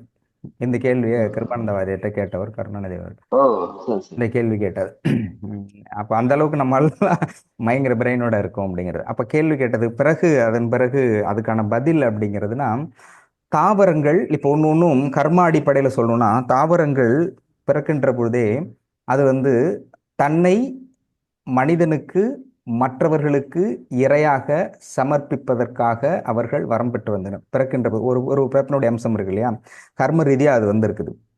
அப்படி வந்தாலும் கூட நீங்க எந்த ஒரு தாவரத்தையும் பறிக்கின்ற பொழுது, இலையாக இருந்தாலும் தழையாக இருந்தாலும் பறிக்கின்ற பொழுது அதுக்கு நீங்க மன்னிப்பு கேட்டுட்டு தான் பறிக்கணும். அதோடைய பர்மிஷன், நான் உயிர் வாழ்வதற்கு உன்னை உணவாக எடுத்துக்கொள்கிறேன், இந்த வார்த்தையை சொல்லிட்டு தான் இருக்கணும். ஏன்னா இந்த பேசிஸ் இந்த கொஸ்டின்ஸுக்கு பர்டிகுலரா எனக்கு வந்து நிறைய எக்ஸ்பீரியன்ஸ் இருக்கு. ஏன்னா அப்பா வந்து ஆசாரியர் தொழில் செய்யும்போது நான் கூட போகும்போது மரம் வெட்டுவாங்க இல்லையா, மரம் வெட்டும் போது பால் ஊற்றிட்டு அப்பா வேண்டுவாங்க. பட் என்ன வேண்டுவாங்க அப்படின்னு தெரியாது. பால் ஊற்றிட்டு கும்பிட்டுட்டு அதுக்கப்புறம் தான் வெட்டவே சொல்லுவாங்க. அறுவல் போட்ட வெட்ட சொல்லுவாங்க. அதுக்கப்புறம் அதுக்கு முன்னாடி மரம் வெட்டுறதுக்கு முன்னாடி இன்னொரு கண்ணு நடுவாங்க.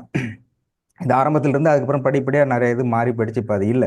பட் அதன் பிறகு தான் பேசும்போது அப்போ நான் கேட்டேன் எதுக்கு பால் ஊற்றுந்தேன்னா, அதுக்கப்புறம் நிறைய விஷயங்கள் அந்த எங்கே வாசல் படி வைக்கிறதுன்னு சொல்லிட்டு குழி தோண்டி அதில் தண்ணி ஊற்றிட்டு வெத்தலையில் வந்து சூடம் வச்சுட்டு சேர்த்து விடுவாங்க. அது மாதிரி நிறைய அந்த சின்ன சின்ன சயின்ஸ் ஃபேக்ட் அது ஆன்மீக ரீதியாக நிறையா சொல்லுவாங்க. அப்போ அது நான் கூட இருக்கும்போது தெரியும்.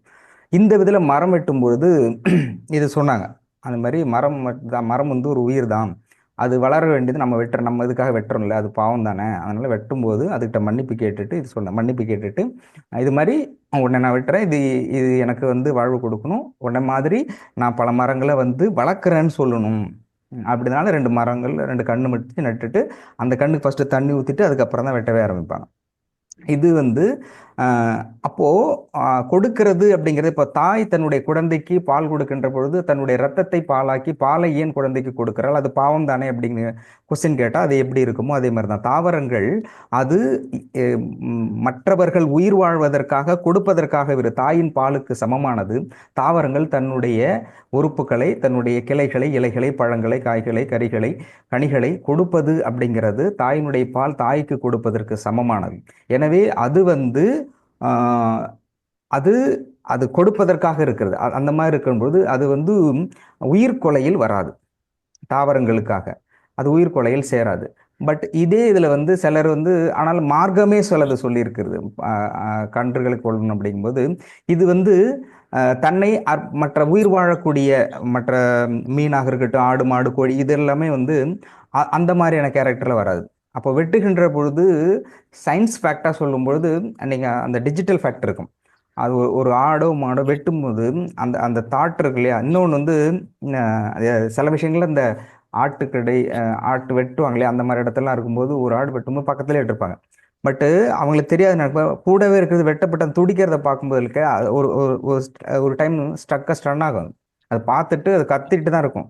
அந்த பய உணர்வு அடுத்தது வந்து இயல்பாக சாப்பிட போயிடும். பட் இருந்தால் அந்த உணர்வு உணர்வு குற்ற உணர்ச்சி, அந்த பாதிப்பு இருக்கு இல்லையா, அந்த பாதிப்பு மைண்ட் செட் அது எல்லாமே வந்து ஏற்கனவே நான் ஃபர்ஸ்ட் அந்த 20 நாள் நம்மளுடைய கர்மிக் எனர்ஜி ஹீலிங் வகுப்புல 25 நாள்ல முதல்ல வந்து சயின்டிஃபிக்காக இந்த பாதிப்புகள், இந்த வைப்ரேஷன்ஸ் இது எல்லாமே பிரெயின்ல எப்படி வந்து எலக்ட்ரிசிட்டியா கன்வெர்ட் ஆகுது அப்படிங்கிறத நான் எடுத்திருப்பேன், விஷுவலா போட்டும் இருப்பேன். அந்த பாதிப்புங்கிறதும் அந்த வைப்ரேஷனுங்கிறதும் பிரெயினில் அட்டாக் ஆகணும். பிரெயினில் நீ என்ன தாட் இருக்கோ அது எல்லாமே வைப்ரேஷன் தான். இது வந்து நம்ம பார்க்கறது, பேசுறது, சுவைக்கிறது, மனம், சுவை இந்த மாதிரி இருக்கிறது எல்லாமே வைப்ரேஷனாக தான் பிரெயினில் ஸ்டோர் ஆகும். Every thing stored on vibration. அந்த வைப்ரேஷனாக ஸ்டோர் ஆகிறது கன்வெர்ட் ஆகும். இப்போ வைப்ரேஷன் இருக்கு இல்லையா, எலக்ட்ரிசிட்டி இந்த பிரெயினில் இருக்கு இல்லையா, அந்த உணர்வுகள் இருக்கு இல்லையா, அந்த வைப்ரேஷன் ஆகும்போது ஃபஸ்ட்டு அது ஸ்பார்க்காக அடிக்கிற இடங்கிறது பிளட்ல தான் ஸ்பார்க் அடிக்கும். இந்த உணர்வுகள் உடனடியாக கரண்ட் மாதிரி உணர்வுகள் உடனடியாக கடத்தப்படுகிறதுங்கிறது பிளட்ல கடத்தும் போது அந்த உணர்வு குற்ற உணர்ச்சியோ பய உணர்ச்சியோ அந்த தன்னை கொல்ல போறாங்க அப்படிங்கிற அந்த உச்சகட்ட பயம் இருக்கு இல்லையா, அந்த துடிப்பு இருக்கு இல்லையா, அது ஃபுல்லா ஃபர்ஸ்ட் பிளட்ல கலக்கும். பிளட்ல இருந்து அடுத்தது பிளட் எப்படி மூவ் ஆகுதோ அதுக்கு தகுந்த மாதிரி எல்லா உறுப்புகளுக்கும் போகும். ஆனா மூவ் ஆயிடும். ஸோ அடுத்தது ஸ்லோவா மூவ் ஆயிடும். அப்போ அந்த பய உணர்ச்சி இருக்கு இல்லையா, அந்த பய உணர்ச்சி அதனுடைய நாடி நரம்பு சதை எல்லா செல்களுக்கும் கடத்தப்படுகின்ற பொழுது அதனை என்னதான் சமைச்சாலும் எவ்வளவுதான் கொதிக்க வச்சாலும் அந்த செல்கள்ங்கிறது இருக்கும். அந்த செல்கள் சாப்பிடுற பொழுது செல்களுடைய கூட்டமைப்பு தான் தசை. சாப்பிடும் பொழுது அதனுடைய கண்டென்ட் உடம்புல பதிவாகும். அதனால தான் கடைசி இறையில வந்து சித்தர்களுடைய கடைசியா இப்போது நம்ம கண்ணுக்கு தெரிந்தவர் வள்ளலார் அவர்கள். வள்ளலார்களுடைய மார்க்கத்தில் முதல் பாயிண்டே அவர் பேசிக், அவருடைய பாயிண்ட் கரு, அவருடைய அந்த தத்துவத்தினுடைய கருங்கிறதே கொல்லாமை தான். கொல்லாமையில இருந்து ஆரம்பிக்கிறார். பிகாஸ் ஆஃப் இறைவனுக்கு தெரியும் இப்போ அடுத்த மூவிங்கிறது இந்த உலகம் எப்படி நகருது அப்படின்னா மேக்சிமம் நான்வெஜ் பேஸ்டில் தான் போகுங்கிறதுனால அது இறை இன்னும் அதிகபட்சம் சொல்கிறேன், நான் கொட்டேஷன்ஸ் எடுத்து வச்சேன் போடலை. அவர் என்ன சொல்கிறாரு, ஏற்கனவே அகத்தியர் சொல்லியிருந்தார் இல்லையா, நீங்கள் வந்து 24 மணி நேரம் பூஜை புனஸ்காரம் கடவுளை பற்றிய தியானம் இதெல்லாம் செய்யலைன்னா கூட பரவாயில்ல, இல்லை இது கடவுளையே எதிர்த்தாலும் கூட பரவாயில்ல, மற்றவர்களுக்கு நீங்கள் தர்மம் செய்தால் கடவுளும் உங்கள் பின்னால் கையேந்தி வருவார் அப்படிங்கிற ஒரு மாபெரும் நம்ம நினைச்சே பார்க்க முடியாத விஷயத்த வந்து அகத்தியர் அவர்கள் மிக தெளிவாக சொல்லியிருக்கார். இது எனக்கு எப்போதுமே ரொம்ப ரொம்ப பிடிச்ச, ஆன்மீகத்தில் ரொம்ப பிடிச்ச விஷயம். அடிக்கடி நான் ரிப்பீட் பண்ணுற விஷயம் இந்த இடம் தான். பெரும்பாலும் ரிப்பீட்டிங்கிறது என்னோடதில் வைக்கக்கூடாது அப்படின்னு இருப்பேன். அது சேனல்லேருந்து இருக்கும், ஏன்னா பார்ப்பவர்களுக்கு சலிப்படைந்து கூட. பட் இந்த இடத்த நான் ரிப்பீட் பண்ணிக்கிட்டே இருப்பேன்னா, இது வந்து ஆன்மீகத்தினுடைய உச்சபட்ச தத்துவம். கடவுள் எல்லாமே கடவுள் இப்படி தான் வணங்கணும், 24 கும்பிடணும் அப்படிங்கிறது எல்லாத்தையும் தூர தூக்கி போட்டுருங்க. ஆனால் தர்ம சிந்தனை நீங்கள் இருந்தால் கடவுள் உங்களுக்கு பின்னாடி வருவார் அப்படிங்கிறது. பின்னாடி வருவார்னு சொன்னால் கூட எனக்கு அது இன்னும் என்னால் நினச்சே பார்க்க முடியல. கைகேந்தி வருவார் அப்படின்னு சொன்னால் கடவுளை விடவும் தர்மத்துக்கு எவ்வளோ பெரிய உயர்வு வந்து அகத்தியர் கொடுத்துருப்பாருன்னு நினச்சே பார்க்க முடியல. அதற்கு அப்படியே டிட்டோவை போட்டுட்டு தர்மம் செய்யுங்கள்னு அகத்தியர் சொன்னார் இல்லையா, அந்த வேர்டை தூக்கிட்டு கொல்லாமை, உயிர்களை கொல்லாதிருங்கள் அப்படிங்கிற வேர்டை வந்து வள்ளல் பெருமான் போட்டிருக்கார். அப்போ அது எப்படி சமமோ இறைவனை ஒரு இன்னொன்று அதிகபட்சமாக அவர் அடுத்தது என்ன சொல்றாரு வள்ளலார்னா, உயிர் கொல்லாமை, வெஜிடேரியன் நான் வெஜிடேரியனா ஒருத்தர் இருந்துட்டு கடவுளை கும்பிடுறதுக்குன்னு வாய்ப்பே இல்லைன்றார். நான் வெஜிடேரியனா உணவை வந்து அசைவ உணவு எடுத்துக்கொண்ட ஒருவர் கடவுளோடு அல்லது கடவுள் இறைத்தன்மையை அணுகுவது வணங்குவது அப்படிங்கிறது அது துளியும் சாத்தியமே இல்லாததுன்றார். ஒரு உயிர் எல்லாம் அவனே என்றும் எல்லா உயிரிலும் அவனே இருக்கிறான் அப்படி என்றும் உணர்வது தான் ஆன்மீகத்தினுடைய அடிப்படை சாராம்சமாக இருக்கின்ற பொழுது, அப்படி ஒரு உயிரை கொன்று நாம் வாழ வேண்டும், பசி ஆற வேண்டும் அப்படிங்கிற ஒரு எண்ணம் இருந்தால் நீ எப்படி இறைவனை பார்ப்பா? அதுக்கான சாத்தியமே இல்லைன்றார். வாய்ப்பே இல்லை. நான்வெஜ் சாப்பிட்டாக்க கடவுளை வந்து அடைவதற்காகவோ அந்த சிந்தனையில் வருவதற்கே வாய்ப்பு இல்லைன்னு சொல்றாரு. புலால் உண்ணாமையில் ரொம்ப ரொம்ப தீவிரமாக, எப்படி அதிகபட்சமாக சொல்லணும்னா, கையில் கத்தி வச்சுட்டு நீ நான்வெஜ் சாப்பிட்டா உன்னை வெட்டிடும் அப்படின்னு இருப்பாங்கல்ல, அந்த ரேஞ்சில் வள்ளலார் வந்து கத்தி வச்சுக்கிட்டு தான் சாப்பாட்டை சொல்லுவார். சாப்பிடவே கூடாது, சாப்பிட்டா கழுத்தை வெட்டிடுங்கிற ரேஞ்சுக்கு அவருடைய எல்லா தத்துவங்களும் இறை தத்துவம் முழுவதும் அப்படிதான் இருக்கும். அப்போது அந்த நீங்கள் கேள்வி கேட்ட கேள்விக்கான பதிலுங்கிறது, தாவரத்தை உண்பது என்பது உயிர்கொலை ஆகாது, அது உயிரோட்டம் உள்ளது, அது உண்மைதான். அப்படி நீங்கள் ஒருவேளை பார்த்தீங்கன்னா இது இது இப்படி உயிர் தான் கொல்லக்கூடாது, அப்போ எல்லாமே உயிர் தானே அப்படிங்கிற இன்டைரக்ட் பதில் அப்படியே எடுத்துக்கிட்டாலும் எல்லா பதிலும் கேள்விகள் உண்டு. உயிர் உயிர் தானே, அதில் என்ன இது இந்த கர்மா அந்த கர்மா அப்படின்னு எடுத்துக்கிட்டாக்க, அப்படின்னா ஒவ்வொரு மனிதனும் ஒரு செகண்டு கூட உயிர்களை கொள்ளாமல் வாழ்வதற்கான வாய்ப்புகளே கிடையாது. இப்போ நமக்கு தெரிஞ்சது தான் வந்து தாவரம் செடி கொடி ஆடு மாடு இதெல்லாம் தெரிஞ்சிருக்கு. தெரியாத லட்சக்கணக்கான கோடிக்கணக்கான உயிர்கள் இருக்குது.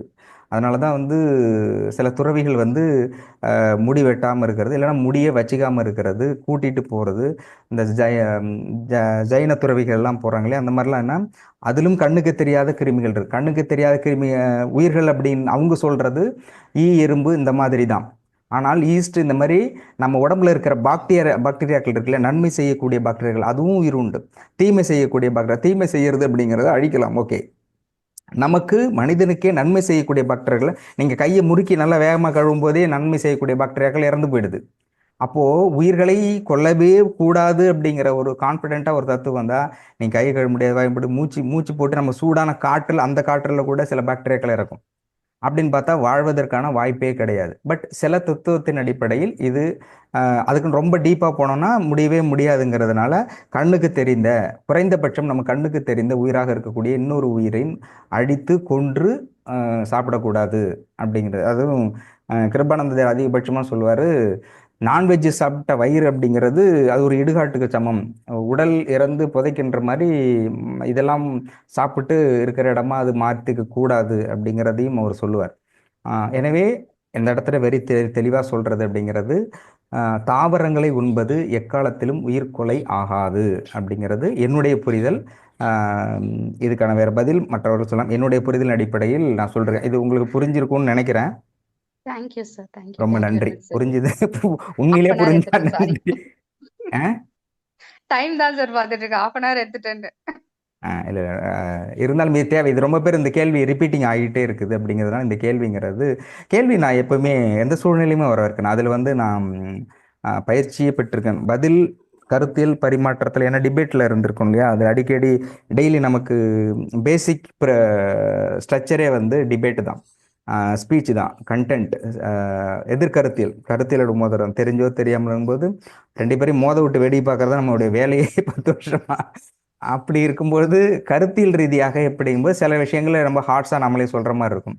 சொல்லி முடிச்சதுக்கு அப்புறமே அதான் எனக்கு அந்த மேடம் சுந்தரவல்லி மேடம் தான், அது எல்லாத்துக்கும் தெரியும். அவங்க பேசும்பொழுது அவங்க சொன்ன பாயிண்ட் ஆஃப் வியூவில் கம்யூனிஸ்ட் தத்துவத்தின்படியில் ரொம்ப கரெக்டாக ஆத்தென்டிக்காக கரெக்டாக தான் பேசினாங்க.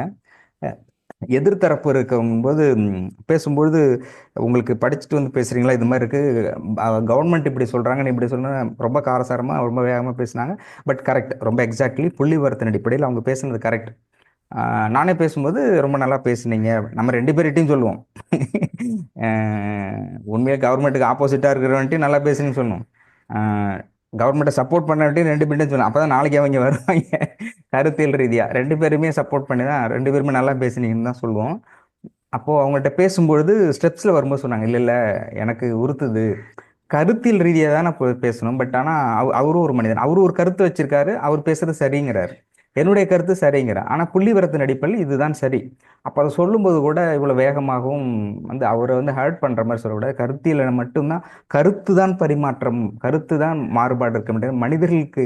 மனிதர்களுக்கிடையே மாறுபாடு, வேறுபாடு, எதிர்ப்புகள் இருக்கக்கூடாது. ஆனால் என்னுடைய வார்த்தையில் பேசும்போது இது தோணிச்சு, ரொம்ப வருத்தப்படுறேன் அப்படின்னு 12 ஸ்டெப்ஸில் வரும்பொழுது அவர் எல்லாத்தையும் பேசிட்டு வரும்போது அப்போ அப்போனா சாரி கேட்டுரும், இதுமாரி இல்லை சார் பேசிடுவோம் அப்படின்னோடனே அதுக்கப்புறம் பேசிட்டோம். அவர் இல்லை மேடம், ஆனால் இது வந்து நீங்கள் சொன்னது, அவர் அந்த கோவத்தில் இருக்கிறாரு.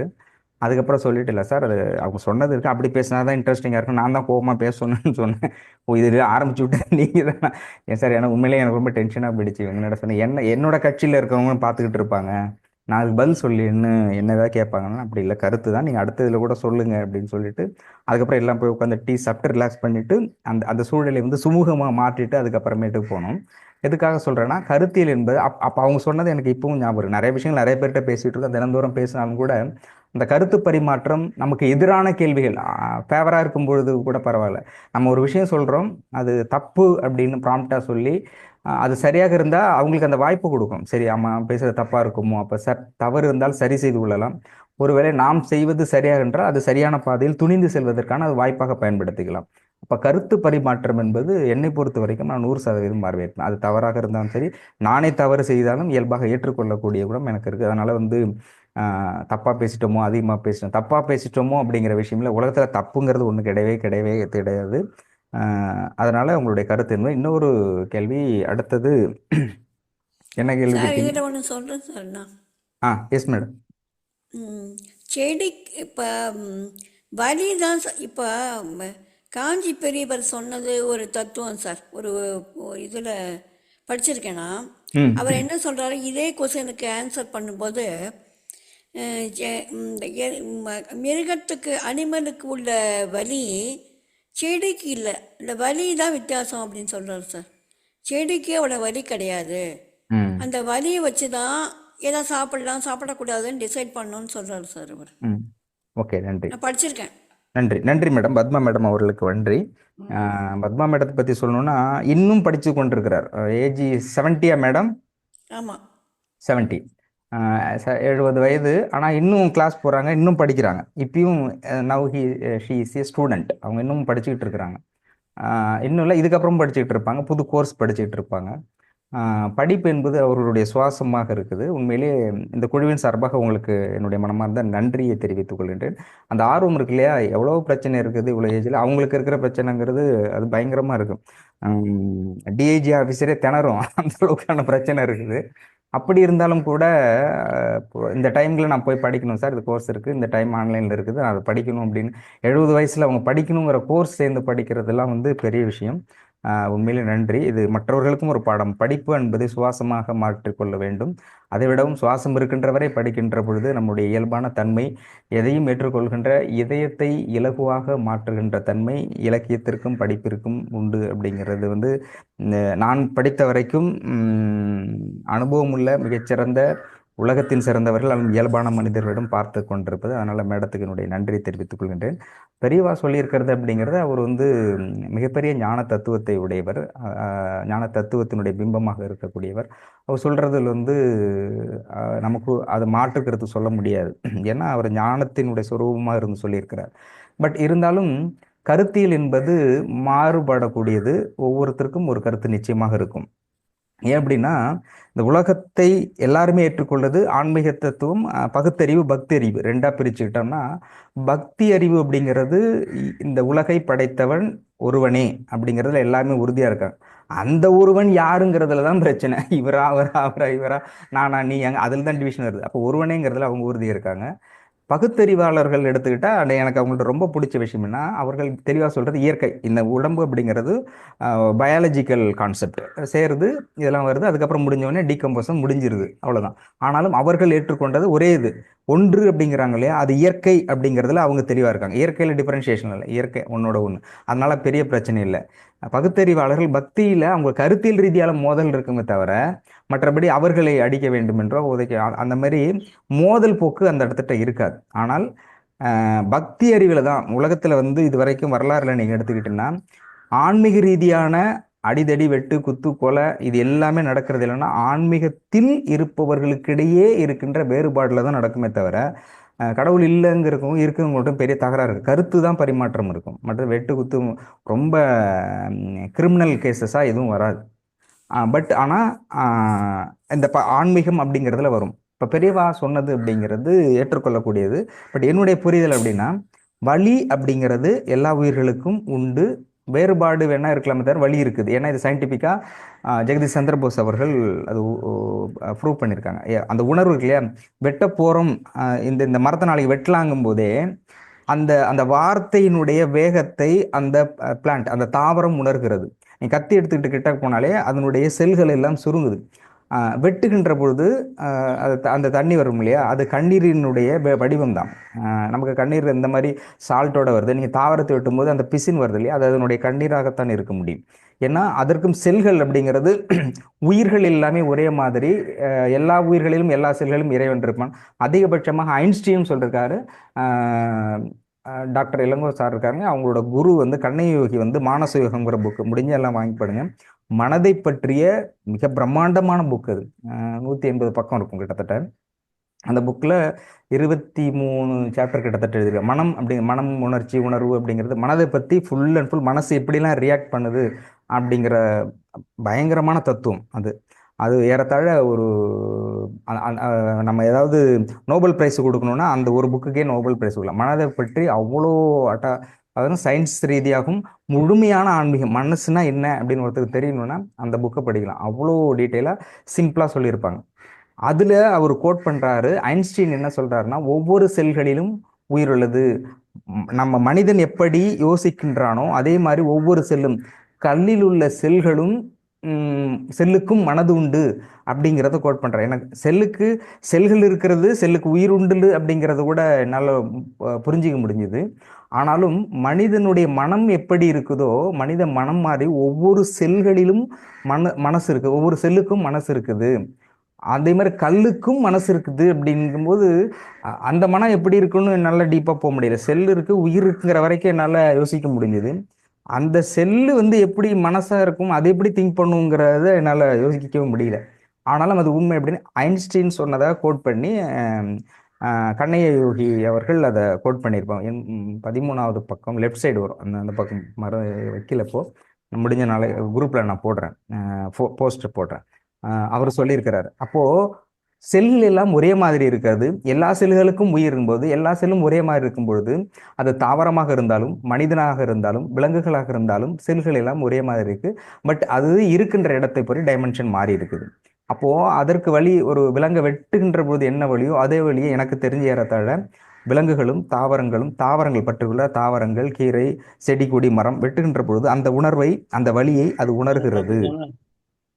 இந்த இது சார்ஜ் முடிய போவா சார்ஜ் முடிய கூட போகுது, டைமும் முடிய போகுது நினைக்கிறேன், மணி 8 ஆச்சு. வெயிட்.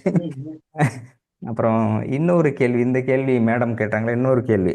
தாவரம், ரோஜா மேடம் இன்னொரு கேள்வி கேட்டாங்களே, என்னது? தாவரத்துல ஒரு கேள்வி கேட்டீங்க.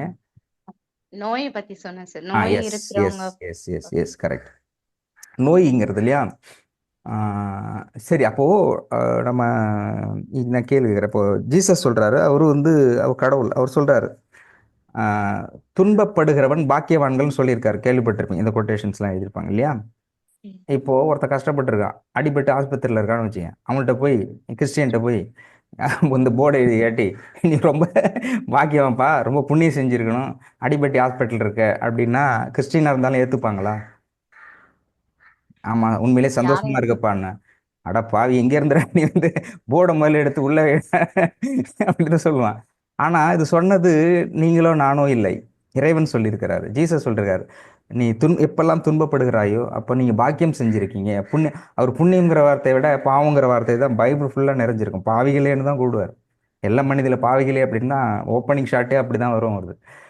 இந்த இடத்துட்ட புண்ணியம் செஞ்சிருக்கீங்க அப்படின்பார். துன்பப்படுகிறோம் பாக்கியம், நீ பாக்கியம் பண்ணியிருக்கீங்க. ஏன் அப்படி சொல்றாரு? நீங்கள் அல்ல, நாம் அல்ல, இறைவன் சொல்றார். நீங்க துன்பப்படுறீங்கன்னா பாக்கியம் பண்ணியிருக்கீங்க அப்படின்னு ஏன் சொல்றாரு? துன்பப்படும் போது கடவுளை நினைச்சிட்டு இருப்போம். கடவுளை நினைச்சுக்கிட்டு இருப்போம். கண்டிப்பா. யாராவது கிறிஸ்டியன் சார் இருக்கீங்களா? அதாவது பாக்கியம் ஏன் சொல்றாங்கன்னா, அந்த துன்பப்படும் போது கெட்ட கர்மம் கழிஞ்சிட்டு இருக்குது, அப்புறம் அடுத்தது நல்லதான் நடக்க போகுது, அதான் இவர பாக்கியவான். நம்மளால கண்ணை மூடினாலும் சரி, கண்ணை திறந்தாலும் சரி, கொண்டு வந்து நிறுத்துறது கர்மா தான். அது கரெக்டு தான். எல்லாத்துக்குமே காரணம் அதுங்கும் போது நீங்க எதுக்குமே அதை சொல்லிவிட்டேன்னு வச்சு அது முடிஞ்சது, அது கர்மா தான் பிடிச்சதுன்னா. ஆமா, நீங்க சுத்தி வளைச்சு பேசினா கடைசியில் அங்கே தவிர எஸ் எஸ் இதான் சார் போயிட்டு இருக்கு. எவ்வளவு பெயின் இருந்தாலும் ஓகே இது போல இருக்கு, இது தெரிஞ்சிச்சு, ரீசன் தெரிஞ்சிச்சு. நம்ம அதனால சொல்றது மனசு என்னன்னா, எஸ் எக்ஸாக்ட்லி ரைட்டு, அது கர்மா அருமை எல்லாத்துக்கும். தெரியும் சிறுமை தெரியும்னு சொல்லுவாங்க சார். அதுக்காக அந்த பக்குவத்தை கொடுக்கறதுக்காக தான். எப்படி சார்? ஒன்றின் அருமை தெரிய வேண்டாம்னா அவனோட சிறுமை தெரிஞ்சிருக்க வேண்டும். அந்த பக்குவத்தை கொடுக்கறதா துன்பம் வருது, வேற ஒண்ணும் இல்லைங்க. பக்குவம், ரைட்டு, ஓகே, கரெக்ட் எக்ஸாக்ட்லி, அது ரைட்டு தான். கர்மா கரெக்ட், உண்மைதான். இது சொல்றாரு கண்ணதாசன், இன்டைரக்டா அட்டாச்மெண்ட் எழுதியிருப்பாரு வள்ளுவரோடதுன்னு. அதாவது சிரிக்கையில் துன்பம் வரும் வேலையிலே சிரிங்க, இது சொல்லு வச்சார் வள்ளுவர். சரிங்க. பாம்பு வந்து கடிக்கையில் பாவை உடல் துடிக்கையில் யார் முகத்தில் பொங்கு வரும் சிரிப்பு, கொஞ்சம் நல்லாத்தான் நான் நடிச்சேன் நடிப்பு அப்படிம்பாரு. இப்போ திடீர்னு பாம்பு கொத்த வருது அப்படின்னா எப்படி சிரிப்பார்? துன்பம் வரும் வேலையில் துன்பம் வருங்கால் நகுக. அவர் சொல்ற பாம்பு வரும்போது துன்பம் வருது, சிச்சி கொத்திட்டு போகணும்னு யாராவது சொல்லுவாங்களா? அது அந்த இடத்துல பொருள் அதுதான். பாம்பு கொத்த போகுது, துன்பம் வருதுன்னு, சரி துன்பம்னு சரிங்க நகுக, சிரிச்சிருங்க. அது அது ரெண்டு விஷயம் இருக்கு. ஆனால் அது போனால் டீப்பாக போகணும், அது வேண்டாம். சொல்லுவாங்க சார். இடுக்கண் வருங்கால் நகுகன்னு சொல்லுவாங்க. இடுக்கண் வருங்கால் நகுக, துன்பம் வருமேல, அதுதான் இந்த பாட்டு தான். கண்ணதாசன் அப்படி சொல்லியிருப்பாரு. அது அது அது செப்பரேட் மீனிங், அது சூப்பராக இருக்கும், தனி இது இருக்கும், அது ட்ராக்கே தனி. ஓகே, இப்போ அப்போ துன்பம் அப்படின்னு துன்பம் அப்படி இருந்தா அது நபிகள் வெரி கிளியராக சொல்லியிருக்காரு. நான் இந்த கோட்ஸ் எடுக்கணும். அதாவது நோய்களுக்கும் ஏற்கனவே சொல்லப்பட்ட புனித நூல்களுக்கும் என்ன தொடர்பு இருக்கு, நோயை பற்றி எப்படி சொல்றாங்கன்னு எடுக்கும்போது இதுல மகாபாரதத்தை தாண்டி இங்க நிறைய எடுத்து ராமாயணம், மகாபாரதம், சித்தர்களோடது நிறைய எடுக்க முடியும். அது நிறைய படிக்க வேண்டியது இருந்தது நோய்களுக்கு மட்டும் அப்படின்னு. பைபிளுங்கும்போது பைபிளில் கிளியரா சொல்லிடுறாரு எல்லா இடத்துலையும். ஓப்பனிங் ஷாட்டே பாவிகள், உங்களுடைய பாவம் தான் துன்பத்துக்கு காரணம் அப்படிங்கிறத அவர் ஓப்பனிங் ஷாட்டுக்கு அதை நம்ம போட்டிருப்பேன், 10 கொட்டேஷன்ஸ் போட்டிருப்பேன். பட் பைபிளை படிக்கும்போது தான் எனக்கு தெரிஞ்சு எல்லாத்தை விடவும் பாவத்துக்கும் நோய்க்கும் ப்ராம்ப்டா ரொம்ப ஹைலைட்டா சொல்றது, நெத்தியில் அடிச்ச மாதிரி சொல்றது குரான் தான். என்னுடைய புரிதலுக்கு ஏற்பபடி எல்லாத்தை விடவும் சித்தர்கள் வந்து கர்மாவை பத்தி கிளியரா சொல்லியிருக்காங்க. கர்மம் இதோட பேஸுங்கிற கர்மா அப்படிங்கிறத டீட்டெயிலா உள்ள போயிட்டு சொல்லியிருக்காங்க. பட் நோய்களுக்கு காரணம், அடிப்படை காரணம் இது சொல்லும் பொழுது அந்த கான்வர்சேஷன் அதுக்கப்புறம் தான் எப்படி குரான்ல சொல்றாங்களே அப்படின்னு பற்றி அதுக்கப்புறம் புக்ஸ் வாங்கி திரும்ப திரும்ப படிக்கும்போது நபிகள் வந்து எல்லாரோடும் பேசிக்கிட்டு இருக்கிறாரு, அங்குள்ள மக்களோடு பேசிக்கிட்டு இருக்கும்போது ஒரு லேடி எழுந்துச்சு கேட்பாங்க, ஆஹ் அல்லாஹ் நபிகளே வந்து எனக்கு இந்த நோயே வரக்கூடாது அப்படிங்கும்போது சொல்றாரு, அந்த கோட்ஸ் போடுறாங்க. உடனடியே கோபமாக வர்றாரு. அப்போ இறைவனோட சேர்றது உனக்கு விருப்பமே இல்லையா அப்படின்றாரு. உடனே அடுத்து, ஏன் நோய் வரக்கூடாதுன்னு இருக்கிறது நல்லதானே, ஆரோக்கியமா இருக்கலாம்ல அப்படி. அப்ப அது நல்லா சொல்றாரு, ஆரோக்கியமாக இருக்கிறதுங்கிறது அவர் சொல்றாரு, ஆரோக்கியமாக இருக்க வேண்டும் என்று விரும்புவது சரி, ஆனால் நோயே வரக்கூடாது என்று வேண்டுவது தவறுன்றார்.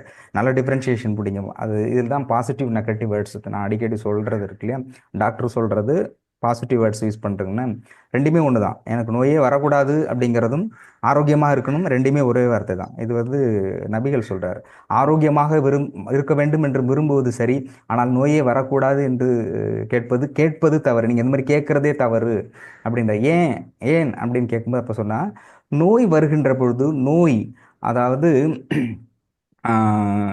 நீரை நெருப்பை நீர் அணைப்பது போல உன்னுடைய பாவங்களை நோய் அணைக்கிறது. ஒரு நோய் வருதுன்னா கிளியரா சொல்றாரு, உன்னோட நோய் உனக்கு வருதுன்னா அதுக்கு காரணமே நீ செய்த பாவங்கள்.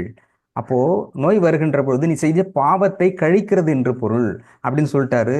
நோயே ஒருவனுக்கு இல்லை என்றால் அவன் முஸ்லீமாக இருக்கிறதுக்கு தகுதியே இல்லைன்றார். ஹைலைட்டாக சொல்கிறார். இது வெரி கிளியர். நான் திரும்ப திரும்ப படித்து எழுதி வச்சுட்டு இதை போட்டிருக்கேன். நம்ம இந்த கோட்ஸ்லையும் போட்டு வச்சுருக்கேன். நீ முஸ்லீம் உனக்கு தகுதினா நோய் இருக்கணும். அப்படின்னா நோய் இருக்கணும்னா பாவம் செய்யணுங்கிற அர்த்தம் இல்லை. அப்போது நோய் வந்துச்சுன்னா உன்னுடைய பாவங்களை கழுவுகின்றாய் அப்படின்னு அந்த கோட்ஸ் ஃபுல் அண்ட் ஃபுல் 10மே நேரடியாக நோய் பாவம் இப்படி தான் இருக்கும். மற்றது எல்லாமே ரொம்ப தேட வேண்டியது இருந்தது. இந்த இதில் வந்து கரெக்டாக நோய்க்கும் இதுக்கும் மகாபாரதத்தில் தேடுறதுல இருக்கிறதுல நான் சர்ச் பண்ணதில் ரொம்ப ரிஸ்க் எடுத்து அதிக டைம் எடுத்துக்கிட்டதுங்கிறது மகாபாரதத்தில் நோய்க்கும் பாவத்துக்கும் தொடர்பு இருக்குது அப்படிங்கிறத எடுத்து கோர்ஸ் பண்ணதான் ரொம்ப டைம் எடுத்துக்கிட்டேன். ரொம்ப எக்ஸாக்டாக எடுக்கும். நான் முழுக்க மகாபாரதத்தில் மட்டும்தான் எடுக்கும். சாரி, பகவத்கீதையிலேருந்து மட்டும்தான் கோர்ஸ் எடுக்கணும்னு பார்த்தேன். முழுமையாக அவ்வளோ முழுமையாக எடுக்கல. பட் ஆனால் பேஸுங்கிறது கர்மாவை பற்றி ஒரு பிறப்பும் எப்படி எப்படி தொடர்பு இருக்கிறது. அன்னைக்கு சொன்னேன், சிகண்டி மட்டும் நடுவில் சிக்காது. என்னன்னா கிளைக்கதைகள் நிறையா போயிட்டு இருக்கும். எப்போ என்ன பாவம் செஞ்சும் என்ன புண்ணியம் செஞ்சும் அது எப்படி ரியாக்ட் ஆகுதுங்கிறது ஜென்மமாக கம்யூனிகேட் ஆகிட்டே இருக்கும்.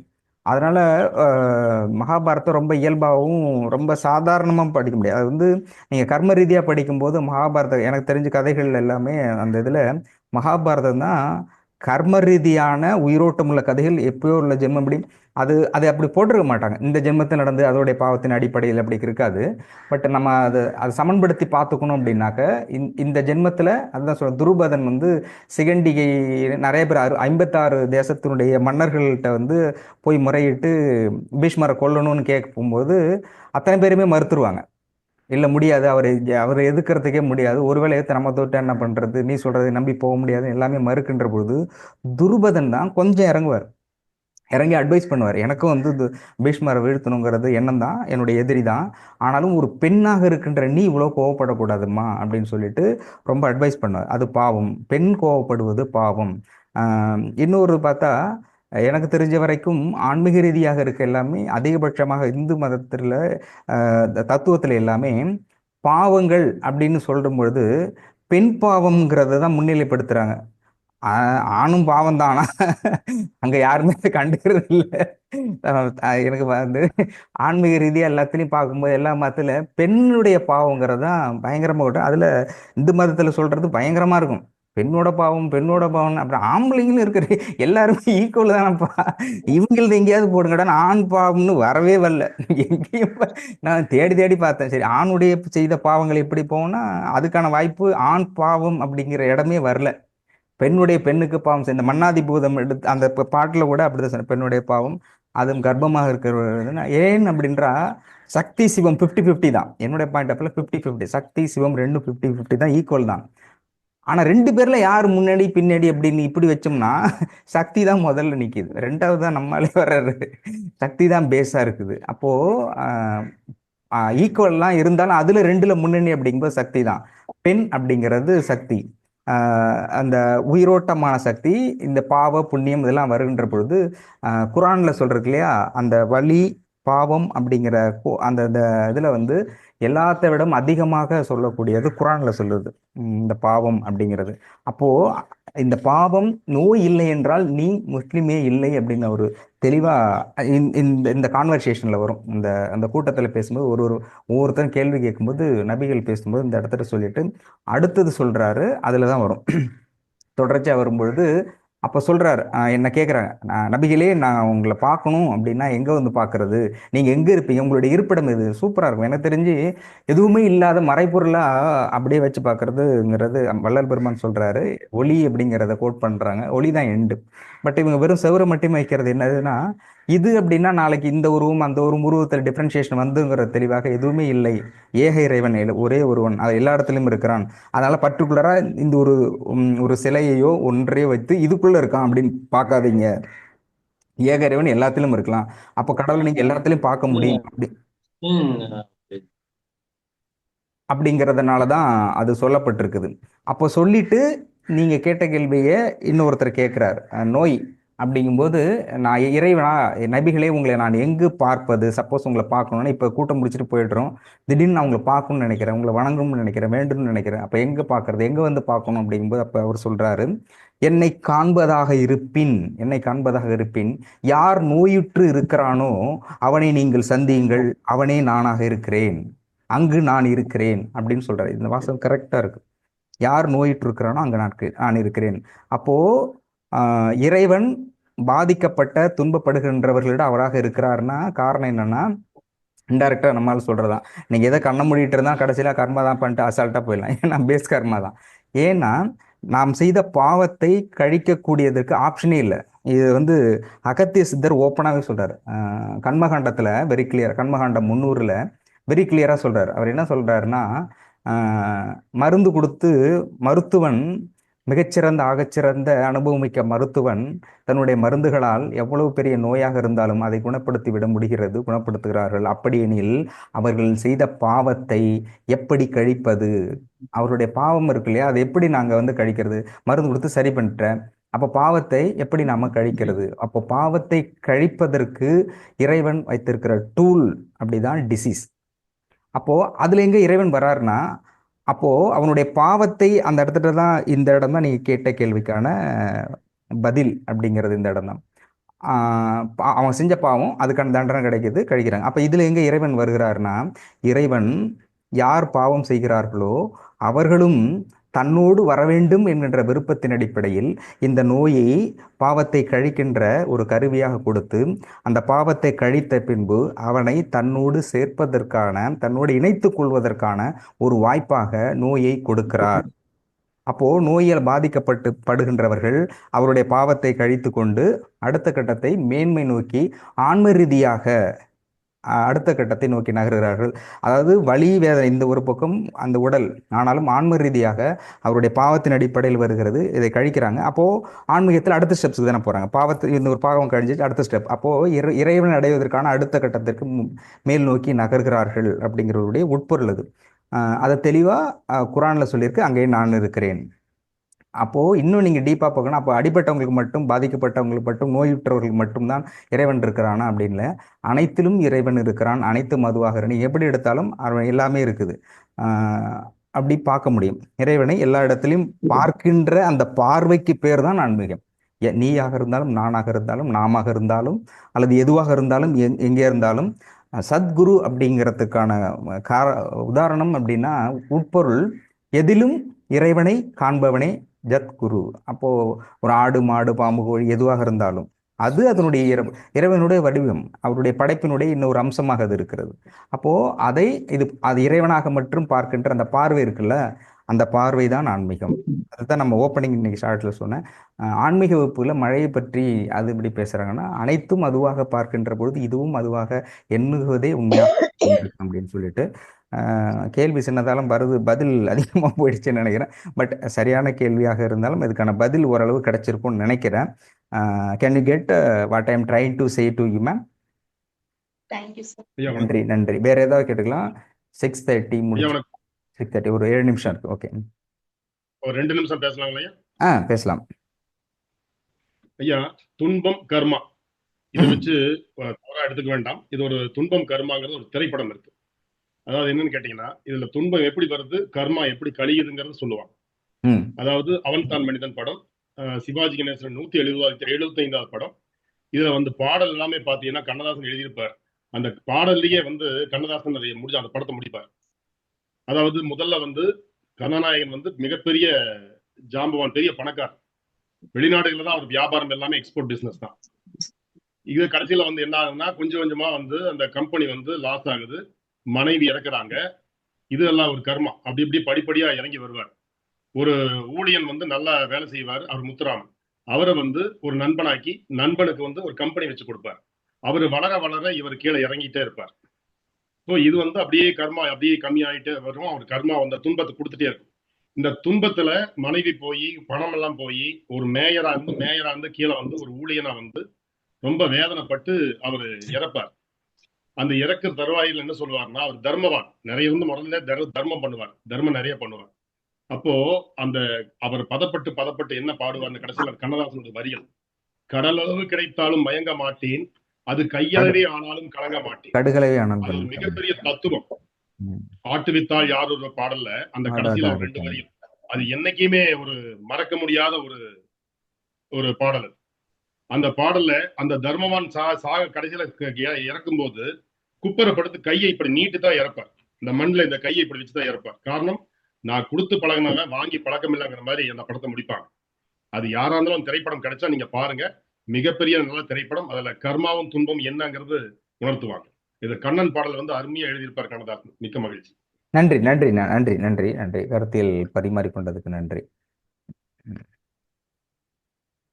நன்றி. சிப் டாக்டர் வந்துட்டாங்க, வகுப்பு தொடரும். நன்றி.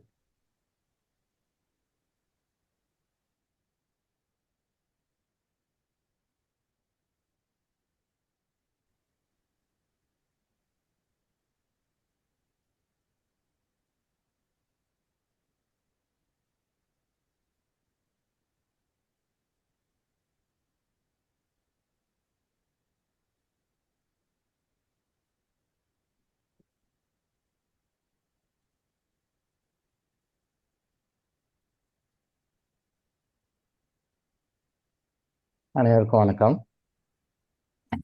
வணக்கம் ஐயா. வணக்கம் எல்லாருக்கும் வணக்கம். வணக்கம் ஐயா. வணக்கம். நேற்று என்னுடைய எக்ஸ்போர்ட் பிசினஸ் விஷயமா சில யூடியூப் வீடியோ பார்க்க வேண்டியதாக இருந்தது. என்னுடைய எக்ஸ்போர்ட் விஷயமா பிசினஸ் விஷயமா சில யூடியூப் வீடியோ பார்க்க வேண்டியதாக இருந்தது. நான் நேற்று பார்த்தேன். அப்போ பார்க்கும்போது கேஷுவலாக வேறு சில வீடியோஸும் வந்தது. இந்த சிவன் வந்து சிவதாண்டவ ஸ்தோத்திரங்களை பற்றி வீடியோ போட்டிருந்தாங்க. சிவதாண்டவ ஸ்தோத்திரம் நிறைய பேர் வீடியோ போட்டிருந்தாங்க, ஒரு 4-5 பேர் வீடியோ போட்டிருந்தாங்க. இந்த கிராஃபிக்ஸ் வந்தாலும் வந்தது, அது போய் ஏஐ வந்தாலும் வந்தது, ஆர்டிஃபிஷியல் இன்டெலிஜென்ஸ் வந்த பிறகு ரொம்ப அநியாயத்துக்கு போச்சு. அப்போது அந்த சிவனுடைய இதை போட்டு அந்த ஸ்தோத்திரம் பாட்டு போட்டாங்க. நிறைய பேர் நிறைய ஒரு 7-8 வீடியோ கிளிப்ஸ் பார்த்தேன். இடமா சினிமாக்காரங்க வந்து அவங்க எப்படி ட்ரெஸ் போட்டு வருவாங்க ஸ்டேஜில், எல்லாம் சினிமா தானே, சினிமா சாங்கு அதை பற்றி போட ஸ்டேஜில் போடும்போது ட்ரெஸ் போட்டுக்கிட்டு ரொம்ப கவர்ச்சியாக ட்ரெஸ் போட்டுக்கிட்டு சிவதாண்டவத்தை பாடுறாங்க. ஒரு ஆம்பளை ஒரு பொம்பளை 2 பேர் மாறி மாறி, ஒரு லேடி ஜென்ட்ஸ் பார்க்குறாங்க. எல்லாம் ஒரு கூட்டம் கரகோஷம் கை தட்டுறாங்க, அட விஐபிங்களாம் பார்க்குறாங்க. அதை என்னென்னா நீங்களும் பார்த்துருப்பீங்கன்னு நினைக்கிறேன். சிவன் லெஃப்டில் போகிறாரு, ரைட்டில் போகிறாரு, மேலே போகிறாரு, கீழே இறங்குறாரு, மலை மேலே ஏறுறாரு, இறங்குறாரு, அப்படி காட்டுறாங்க. அந்த ஸ்தோத்திரம் ஒரு பக்கம் போகுது, அது நீங்களும் பார்த்துருப்பீங்கன்னு நினைக்கிறேன். அப்படி வராது, மேலே இறங்குறாரு, கீழே இறங்குறாரு, ரைட்டில் போகிறாரு, லெஃப்டில் போகிறாரு, ஸ்டாண்டர்டிஸ் அட்டென்ஷன் நிற்கிறாரு, ஸ்டாண்டர்ட்ஸில் நிற்கிறாரு, வராரு, போகிறாரு, முன்னால் போகிறாரு, பின்னால் வர்றாரு, ரிவர்ஸ் வராரு. இதெல்லாம் நேற்று பார்த்தேன், வேடிக்கையாக இருந்தது. மக்கள் வந்து இப்படி தான் சிவன் இருக்கிறாருன்னு நினச்சின்னுக்கிறாங்க. உண்மையிலே சிவன் அப்படி இல்லை. அப்போ அது எதை காட்டுகிறது? அவருடைய அறியாமையை காட்டுகிறது. திருத்தி 2-3 தடவை போட்டு பார்த்தேன். கிட்டத்தட்ட ஒரு 7-8 வீடியோ கிளிப்ஸ் சேம் அதே சிவதாண்டவ ஸ்தோத்திரம், அதே சினிமாக்கார பீப்புள், அவங்க அந்த சினிமா சம்பந்த பாட்டெல்லாம் பெரிய குரூப்பு. அவங்க கவர்ச்சியான ட்ரெஸ் போட்டுக்கிறாங்க, லேடியும் சரி ஜென்ஸும் சரி. ஜென்ஸ் சாதாரண போட்டுக்கிற, லேடி வந்து கவர்ச்சியான ட்ரெஸ்ஸு. அங்கே ஒரு பக்தியான ட்ரெஸ் இல்லை, பக்தியாக இருக்கிற ட்ரெஸ் எல்லாம் கிடையாது. அது கமர்ஷியலாக சினிமாவில் கவர்ச்சி ட்ரெஸ்ஸு போட்டுட்டு சிவதாண்டவம் போடும். அதை விஐபிங்களாம் பார்க்குறாங்க, அது ஃபோக்கஸ் பண்ணி காட்டுறாங்க. திரும்பவும் போட்டால் சிவன் அப்படியே உருவமாக காட்டுறாங்க. அவர் பாம்போட இதுவோட அது என்ன அவருடைய ஆயுதங்களோட எல்லாம் காட்டுறாங்க. லெஃப்ட்ல போறாரு, ரைட்ல வராரு, ஸ்டாண்டர்ஷிப் நிற்கிறாரு, அட்டென்ஷன் நிற்கிறாரு, மலை மேலே ஏறுறாரு, அப்புறம் திருப்பி இறங்குறாரு. என்ன காரணத்துக்காக போறாரு வரான்னு தெரியல. மியூசிக் மட்டும், பாட்டு மட்டும் போடுது. சிவன் இப்படி தான் இருப்பார் அப்படின்னு இமேஜின் பண்ணி காட்டுறாங்க. நேற்று கூட ஒரு வீடியோ சொன்ன பார்த்தீங்களா, உலக இந்தியாவிலே பெரிய இது நேராக போயிட்டு அவர் கும்பிட்டுட்டு வாழ்நாள சாகிறதுக்கு முன்னாடி ஒரு தடவை போய் தரிசனம் பண்ணிட்டு வாங்க அப்படின்னு ஒரு ராங் கைடன்ஸ் கொடுக்குறாரு. மக்கள் இப்படிதான் சிவன் இருக்கிறாரு. எத்தனை பேர் சிவனை பார்த்துருக்காங்க? இப்படிதான் இருக்கான்னு தெரியுமா? தெரியுமா? இருக்காது. இங்கே சில பேர் எங்கே சிவன் பார்த்தாலும் மீசை கிடையாது. சிவனுடைய உருவத்தை பார்த்தாலும் மீசை கிடையாது. சில இடங்கள் மீசை போட்டிருக்காங்க. மீசையோட போட்டு சிவன் இருக்கிறாரு. அப்ப சிவன் மீசையோட இருக்கிறாரா, சிவன் மீசை இல்லாம இருக்கிறாரா? உங்களுக்கு யாருக்கா தெரியுமா? படம் பார்க்குறோம், படத்துல பார்க்கணும். பெரும்பாலான படங்கள்ல சிவனுக்கு மீசை கிடையாது. சில ஏரியால, நார்த் இந்தியாவில் இன்னும் வேற சில படங்கள்ல, சில இடங்கள்ல சிவனுக்கு மீசை போட்டு வச்சிருக்கிறாங்க. அப்ப சிவன் மீசையோடு இருக்கிறாரா, சிவன் மீசை இல்லாம இருக்கிறார்? எப்படி தெரியல. அப்படி நம்ம நினைச்சுக்கிறோம், அவ்வளவுதான். அப்ப அந்த யூடியூப்ல ஒரு வீடியோல சிவன் ஒரு குழந்தையை கட்டிப்பிடிச்சு ஆசீர்வாதம் பண்ற மாதிரி ஒரு வீடியோ. சிவன் குழந்தைய அப்படியே கட்டிப்பிடிச்சு, குழந்தைன்னா ஒரு அடல்ட், ஒரு 15-16, அந்த உருவத்தை பார்த்தா ஒரு 15-16 வயசு இருக்கிறது, 16 கூட வச்சுக்கலாம். சின்ன குழந்தை கிடையாது, ஒரு மீடியமான வயசு, ரொம்ப பெரிய வயசும் கிடையாது, ரொம்ப சின்ன வயசும் கிடையாது. ஒரு வீடியோ. இது எதை காட்டுகிறது? ஒரு 15 வயசுன்னு இருக்குங்களேன். அந்த படத்தை பார்க்கும்போது யூடியூப் எடுப்பாங்க, ஒரு 15-20 வயசு இருக்கும். ஒரு பெண் குழந்தை, ஆனாவோ பெண்ணா கூட வச்சுக்கலாம். அதை கட்டி பிடிச்சி அப்படியே ப்ளஸ் பண்ற மாதிரி தலையில கை வச்சு ஆசீர்வாதம் பண்ண மாதிரி இருக்காரு. நிஜத்துல அப்படி போக முடியுமா? சிவன் கிட்ட நீங்க போக முடியுமா? அங்கே சிவன் கிட்ட பாம்பு ஆடுது. அப்ப ஆடுற பாம்பை பார்த்துட்டு சிவனே வந்தாலும் கூட நீங்க கிட்ட போவீங்களா? நீங்க கற்பனை பண்ணி பாருங்க, கொஞ்சம் கற்பனை பண்ணி பாருங்க. எல்லாம் சிவஸ்தோத்திரம் பண்றோம், பாடுறோம், ரைட்டு, ஓகே. அவ்வளோ பெரிய ஆடியன்ஸ் இருக்காங்க, சிவனை பத்தி பேசுறோம். இல்லை சிவன் அவர் ஆசீர்வாதம் பண்ணார். அந்த வீடியோ நீங்களும் பார்த்துருப்பீங்கன்னு நினைக்கிறேன். இல்லை பார்த்தாலும் ஏறிக்கும். ப்ளஸ் பண்றாரு, அப்படியே கட்டி பிடிச்சி ஆசீர்வாதம் பண்ணி இறைவன் சிவன் ஆசீர்வாதம் பண்ற மாதிரி ஒரு வீடியோ இருக்கு. கற்பனையில என்ன வேணாலும் பண்ணிக்கலாம்.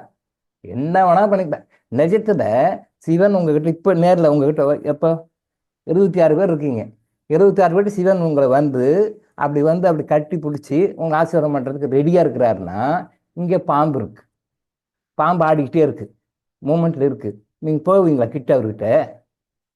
யாராவது கொஞ்சம் இமேஜின் பண்ணி பாருங்க. கொஞ்சம் 76 பேர்ல யாரும் நீங்க நினைச்சு பாருங்க. மனசு கற்பனை இல்லை. சிவன் இருக்கிறாரு, வாங்கப்பா ஆசீர்வாதம் பண்றேன்னு கூப்பிடுறாரு. நீங்க போறீங்க, காலில் விடக்கூடாது, கட்டி பிடிக்கிறோம். அவர் அப்படிதான் போட்டிருக்காங்க வீடியோல. கட்டி பிடிச்சி அப்படியே ஆசீர்வாதம், தலை மேல ஆசீர்வாதம் பண்றாரு. நீங்க போவீங்களா அந்த பாம்பை பார்த்துக்கிட்டே? அவ்வளவு பெரிய கூட்டத்துல 2 பாம்பை விட்டு பாருங்க, அவங்க எங்க இருக்கிறாங்க பாருங்க. துண்ட காலத்துலையும் காண ஓடிடுவாங்க.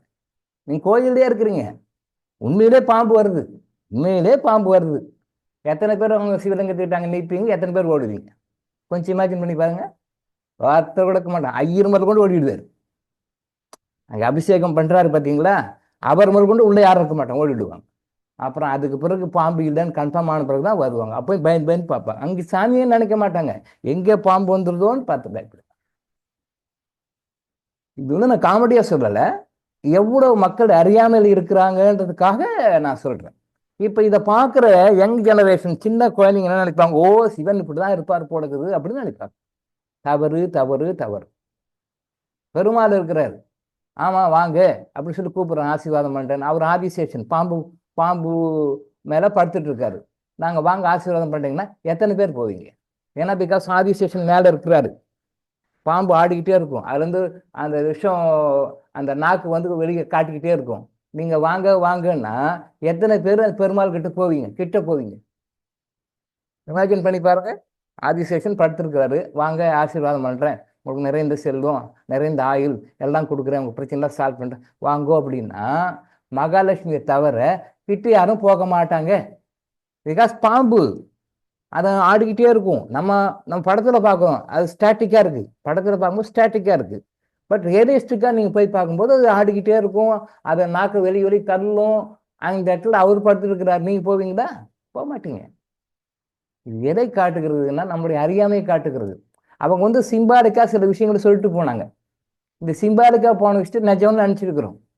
அதுதான் உண்மை. அப்படிதான் சிவன் அப்படிதான் இருப்பாரா? யாருக்கு தெரியும்? நேரத்தில் போய் சிவனை பார்த்தவங்க தான் தெரியும். பார்த்தவங்க சித்தர்கள். பார்த்தவங்க சித்தர்கள். ஏன் சித்தர்கள் பேர் வந்தது அப்படின்னு எனக்கு தெரியாது. சித்தர்கள் நீங்க டெபினேஷன் கேட்டு பாருங்க, ஆளாளுக்கு ஒரு டெபினேஷன் சொல்லுவாங்க. என்ன சித்தர்கள்? கடவுளை பார்த்தவங்க சித்தர்கள் தான். அதை பார்த்து அவங்க தெளிவா சொல்றாங்க. அதைத்தான் இந்த மாதிரி மூட நம்பிக்கைகள்லாம் விட்டுடுங்க, இந்த மாதிரி விட்டுடுங்க, அதெல்லாம் சிம்பாலிக்கா சொல்லியிருக்காங்க. சிம்பாலிக்கா சொல்லியிருக்காங்க. ஏன் வந்து சிவன் தலையில பாம்பு வச்சுட்டு இருக்காரு? ஏன் வந்து விஷ்ணு பெருமான் வந்து அந்த ஆதிசேஷன்ற பாம்பு மேல படுத்திருக்கிறாரு? ஏன் விநாயகர் வந்து பாம்பு சுத்தி இடுப்புல கட்டிட்டு இருக்காரு? ஏன் முருகர் வந்து பாம்பை வந்து அவர் கீழே இருக்கும், காலுக்கடியில இருக்கும் படத்துல பார்த்துட்டு. நீங்க எல்லா தெய்வங்களையும் பாருங்க, பாம்போட லிங்க் பண்ணி தான் இருக்கும். நீங்க நல்லா நோட் பண்ணி பாருங்க. நீங்க சும்மா போறீங்க, கற்பூரம் ஏத்துறீங்க, கும்பிடுறீங்க, சாமி கும்பிடுறீங்க, அரோகரான்றீங்க, ஏதோ சொல்லிட்டு வந்துடுறீங்க, அது வேற மேட்டர். பட் ஒரு சாமியும் நீங்க பாருங்க, இந்து கடவுளோட பாருங்க, ஏதாவது வகையில பாம்போட லிங்க் இருக்கும். பார்க்கணும். இதுதான் சொல்லி, இதுதான் உண்மையான ஆன்மீகம். சும்மா போறேன் பால் அபிஷேகம் ஊத்துனாங்க சொன்னீங்க பார்த்தீங்களா, சூரசம்ஹாரத்துக்கு பால் குடம் தூக்க முடியல, 1/2 லிட்டர் சொம்பை தூக்கின்னு சுற்றி வராங்க, அரோகரா அரோகரான்னு. 1/2 லிட்டர் சொம்பு தான் இருக்கும். 1/2 லிட்டர் நம்ம 1/4 லிட்டர் அதுக்கு மேலே தர மேலே தூக்கிட்டு வராங்க. அது வேற 100 பேருக்கு தெரியல. சுற்றி வராங்க, அரோகரான்றாங்க, அரோகரான்னு நாடகம் சுற்றிட்டு வந்தாங்க, அரோகரா. அப்புறம் போய் பாலை ஊற்றுறாங்க, அந்த சொம்பை தடுக்க முடியாத தூக்கி அந்த சொம்பு 1/2 லிட்டர் பாலை கீழே வச்சு அப்பாடா அப்படின்னு சொல்லிட்டு வைக்கிறாங்க. வச்சுட்டு அப்புறம் பால் அபிஷேகம் நடக்குது. அதில் ஒருத்தர் குறுக்க சொன்ன எல்லாம் அரோகரா, கந்தனுக்கு அரோகரா, கடம்பனுக்கு அரோகரா எல்லாம் சொல்லிட்டு போகும்போது பாம்பன் சாமிகளுக்கு அரோகரான்ட்டார். உடனே இவங்களும் அரோகரா. எதுக்கு பாம்பன் சாமிகள் லிங்க் பண்ணணும்? அது என்ன அன்னைக்கு சொன்னேன். அது இன்னொரு பண்ண வேடிக்கை தெரியுங்களா? எல்லாரும் லேடிஸ் தான் சொல்லிட்டு வந்தாங்க, இவர் ஜென்ஸ் சொன்னார். சரி ஓகே, பாம்பன் சாமிகளுக்கு அரோகரா, ஓகே ரைட்டு அரோகரா. போனாங்க அப்போ கோயிலுக்கு. அப்போ மடை தூரிட்டு இருக்கு. அந்த டெம்பிள் முன்னாடி சின்ன இடம் தான் அது. நிறைய பேர் அங்கே நிற்க முடியாது. கிட்டத்தட்ட இவங்க ஒரு 100 பேர் பக்கம் இருக்கிறாங்க. அப்போ அவர் சொல்றாரு, நல்லா பார்த்துங்க, மழை பெய்யுது, நீங்கள் அப்படி கொஞ்சம் தூரமாக எல்லாரும் உட்காருங்க. அந்த நவகிரக அந்த ஷெல்டர் இருக்குது, நவகிரகத்துக்கு தனியாக ஷெல்டர் இருக்குது, இந்த பக்கம் வேறு 2-3 கடவுளுக்கு ஷெல்டர் இருக்குது, அங்கெல்லாம் போய் உட்காருங்க. நீங்கள் அங்கேருந்து இங்கே பாருங்க, இங்கே இந்த பாலாபிஷேகம்லாம் பண்ணுவாங்க, நீங்கள் அங்கேருந்து இங்கே பாருங்க அப்படின்னு சொல்லணும். அவர் என்ன சொல்றாரு, அது அப்படியே இங்கிலீஷில் தான் சொல்றாரு. எங்கே இருக்கிறாரு? முருகனுடைய சன்னதியில் இருக்கிறாரு. பாம்பன் சாமிகளையும் கூப்பிட்டு அரோகரா போட வச்சாரு.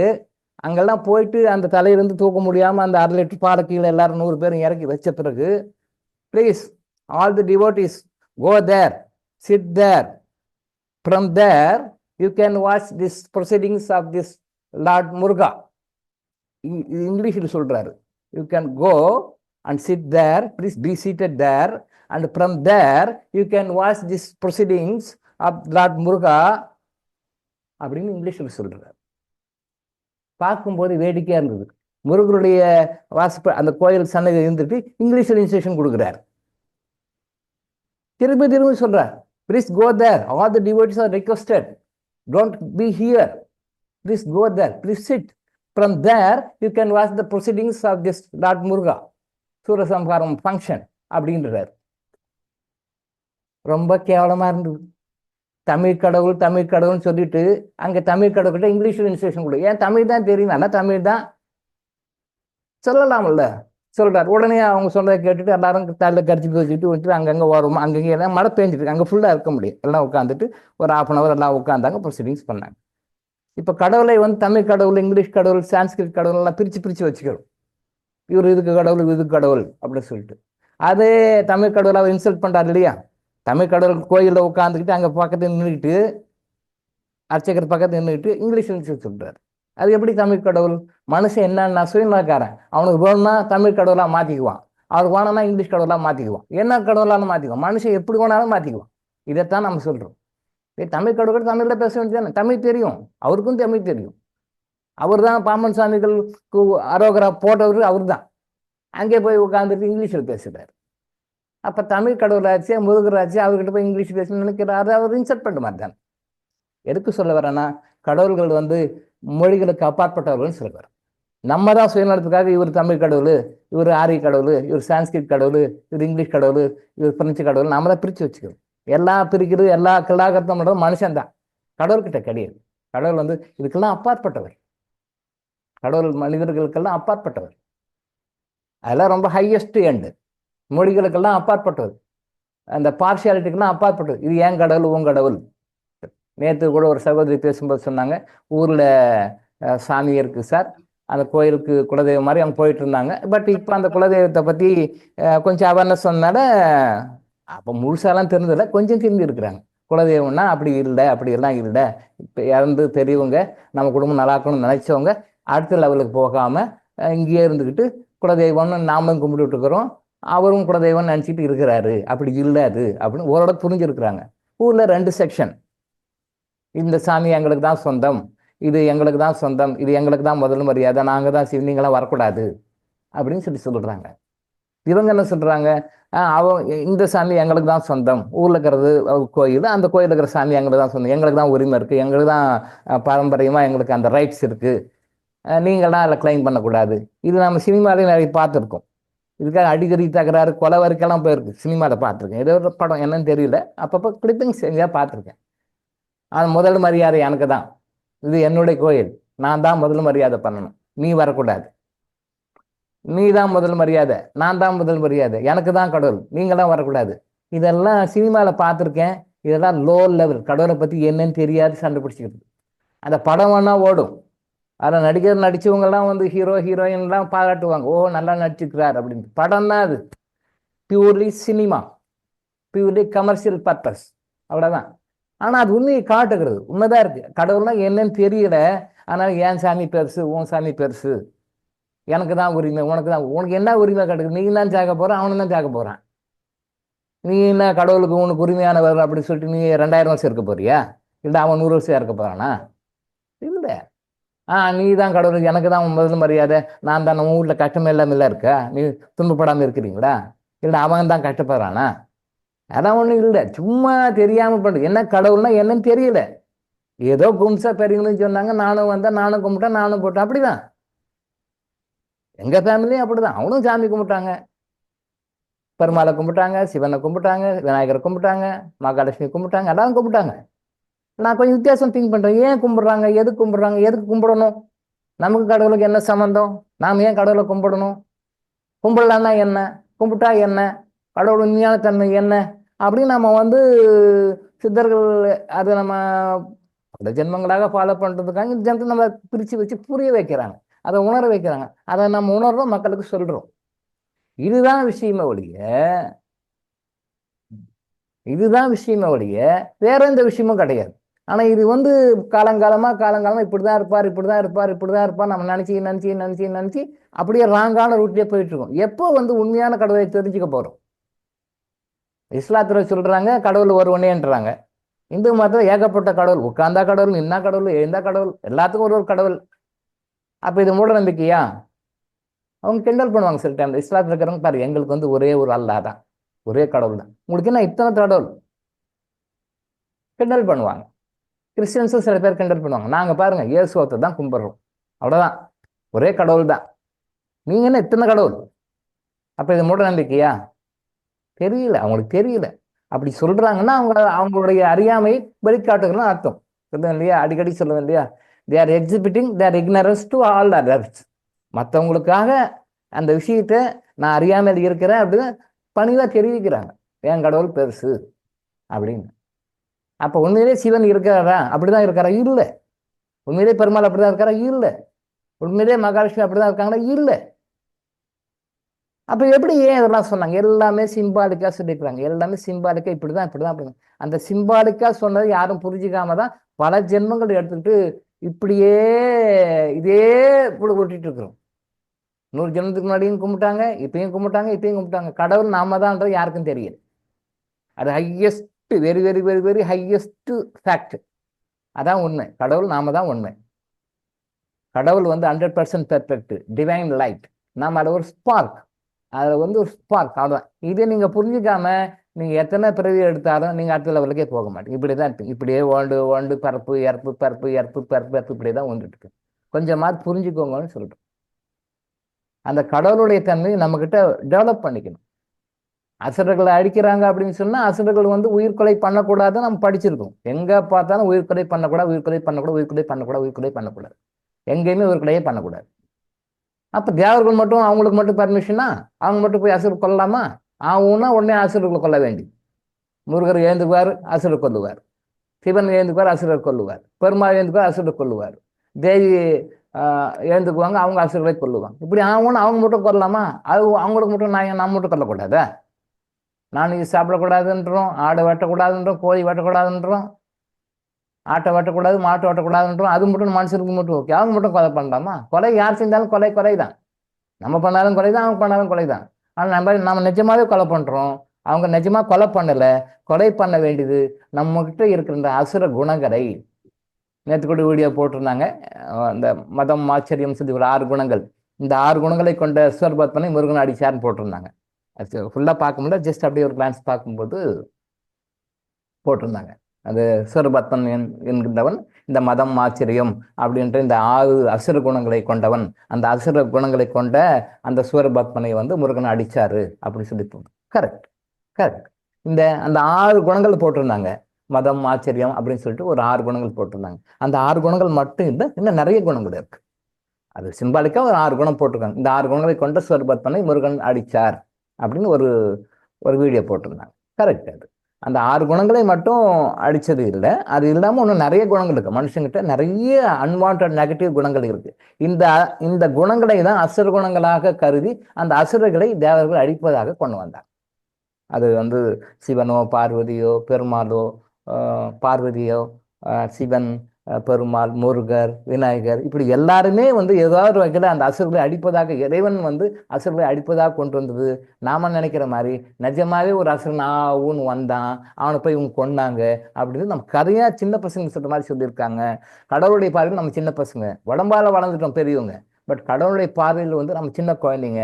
அதனால சின்ன பசங்களுக்காக அவங்க சொன்னாங்க, கதை மாதிரி சொன்னாங்க. ஆனால் உண்மையிலே அவங்க கொலை பண்ணல. கொலை பண்ண வேண்டியது அந்த குணங்களை, நம்மகிட்ட இருக்கிற அந்த குணங்களை என்ன லிஸ்ட் அவுட் பண்ணுவோம். நீ வருங்காலங்களில் வகுப்பில் என்னென்ன குணங்கள் லிஸ்ட் அவுட் பண்ணுவோம். 6 மட்டும் இல்லை, நிறைய இருக்கு. அந்த குணங்களை வந்து அங்கே அசுரங்க வதம் பண்றாங்க. அந்த குணத்தை வந்து கொல்லணும்னு சொல்றாங்க. அதைத்தான் நாம செய்யணும் ஒழிய அவன் கதை சொல்றோம் உண்மையிலேயே இப்படி வந்துட்டான், அரக்கி வந்துட்டான், அவனை போய் கொலை பண்ணாங்கன்ட்டு கிடையாது. அதெல்லாம் குணங்கள், நம்ம கிட்ட இருக்கிற குணங்கள், மனிதர்கிட்ட இருக்கிற குணங்களை நீங்க கொல்லுங்க அப்படி சொன்னதை வந்து ஒரு பண்டிகையாக கொண்டு வந்து ஒரு கதையாக கொண்டு வந்து சொன்னதாங்க. நிஜமாவே அவங்க வந்து உயிர்கள் இல்லை, நம்ம உடம்புல மறைமுகமாக உயிர்களாக இருந்து கொண்டு நம்ம உடம்புல நம்ம மனதுல, அதாவது நம்ம உடம்புலையும் மனங்களையும் உயிர்களாக இருந்து கொண்டு நம்ம உயிரை வாங்கி கொண்டிருக்கின்ற என்டிட்டிஸ். இந்த வேர்டை வந்து ப்ரானிக் ஹீலிங் இருக்கிறவங்க யூஸ் பண்ணுவாங்க, கொஞ்சம் எனர்ஜி ஹீலிங்ல இருக்கிறவங்க தெரியும். என்டிட்டிஸ் சொல்லுவாங்க. என்டிட்டிஸ் அது வந்து உயிர்கள் தான். உங்ககிட்ட இருக்கிற கோபம் அது ஒரு என்டிட்டி, உங்ககிட்ட இருக்கிற பொறாமை அது ஒரு என்டிட்டி, உங்ககிட்ட இருக்கிற அந்த பழிவாங்கிற உணர்ச்சி ஒரு என்டிட்டி, உங்ககிட்ட இருக்கிற ஒரு பயம் ஒரு என்டிட்டி. அது மாதிரி நம்ம உடம்புல இருக்கிற எல்லா குணங்களுக்கும் அது என்டிட்டின்னு சொல்லுவாங்க. மாஸ்டர் சோவாகோப்சி அவர்கள் வந்து பிராணிகளுக்கு என்டிட்டிஸ் சொல்லுவார். அது உண்மை, கரெக்ட். என்டிட்டி அதுக்கு உருவங்கள் இருக்கு, சைஸ் இருக்கு, கலர் இருக்கு. அந்த உருவங்களுக்கு இப்போ நம்ம சொல்றோம் கோபம்னு சொல்றோம், ஆத்திரம்னு சொல்றோம், பழிவாங்கும் தன்மைன்னு சொல்றோம். இந்த மாதிரி நம்ம நெகட்டிவ் குணங்கள் சொல்றோம், கவலை, துக்கம், சோகம், எந்த பேர்ல சொன்னாலும் அது ஒரு என்டிட்டி. அதுக்கு ஒரு வைப்ரேஷன் இருக்கு, அதுக்கு ஒரு ஃப்ரீக்வன்சி இருக்கு, அதுக்கு ஒரு உருவம் இருக்கு, அதுக்கு ஒரு டைமென்ஷன் கூட இருக்கு. அது வந்து பிசிக்கல் ஐயில தெரியாது, டிவைன் ஐயில பார்க்கணும், ஆஸ்ட்ரல் ஐயில பார்க்கணும். அதில் பார்த்தா அதெல்லாம் தெரியும்.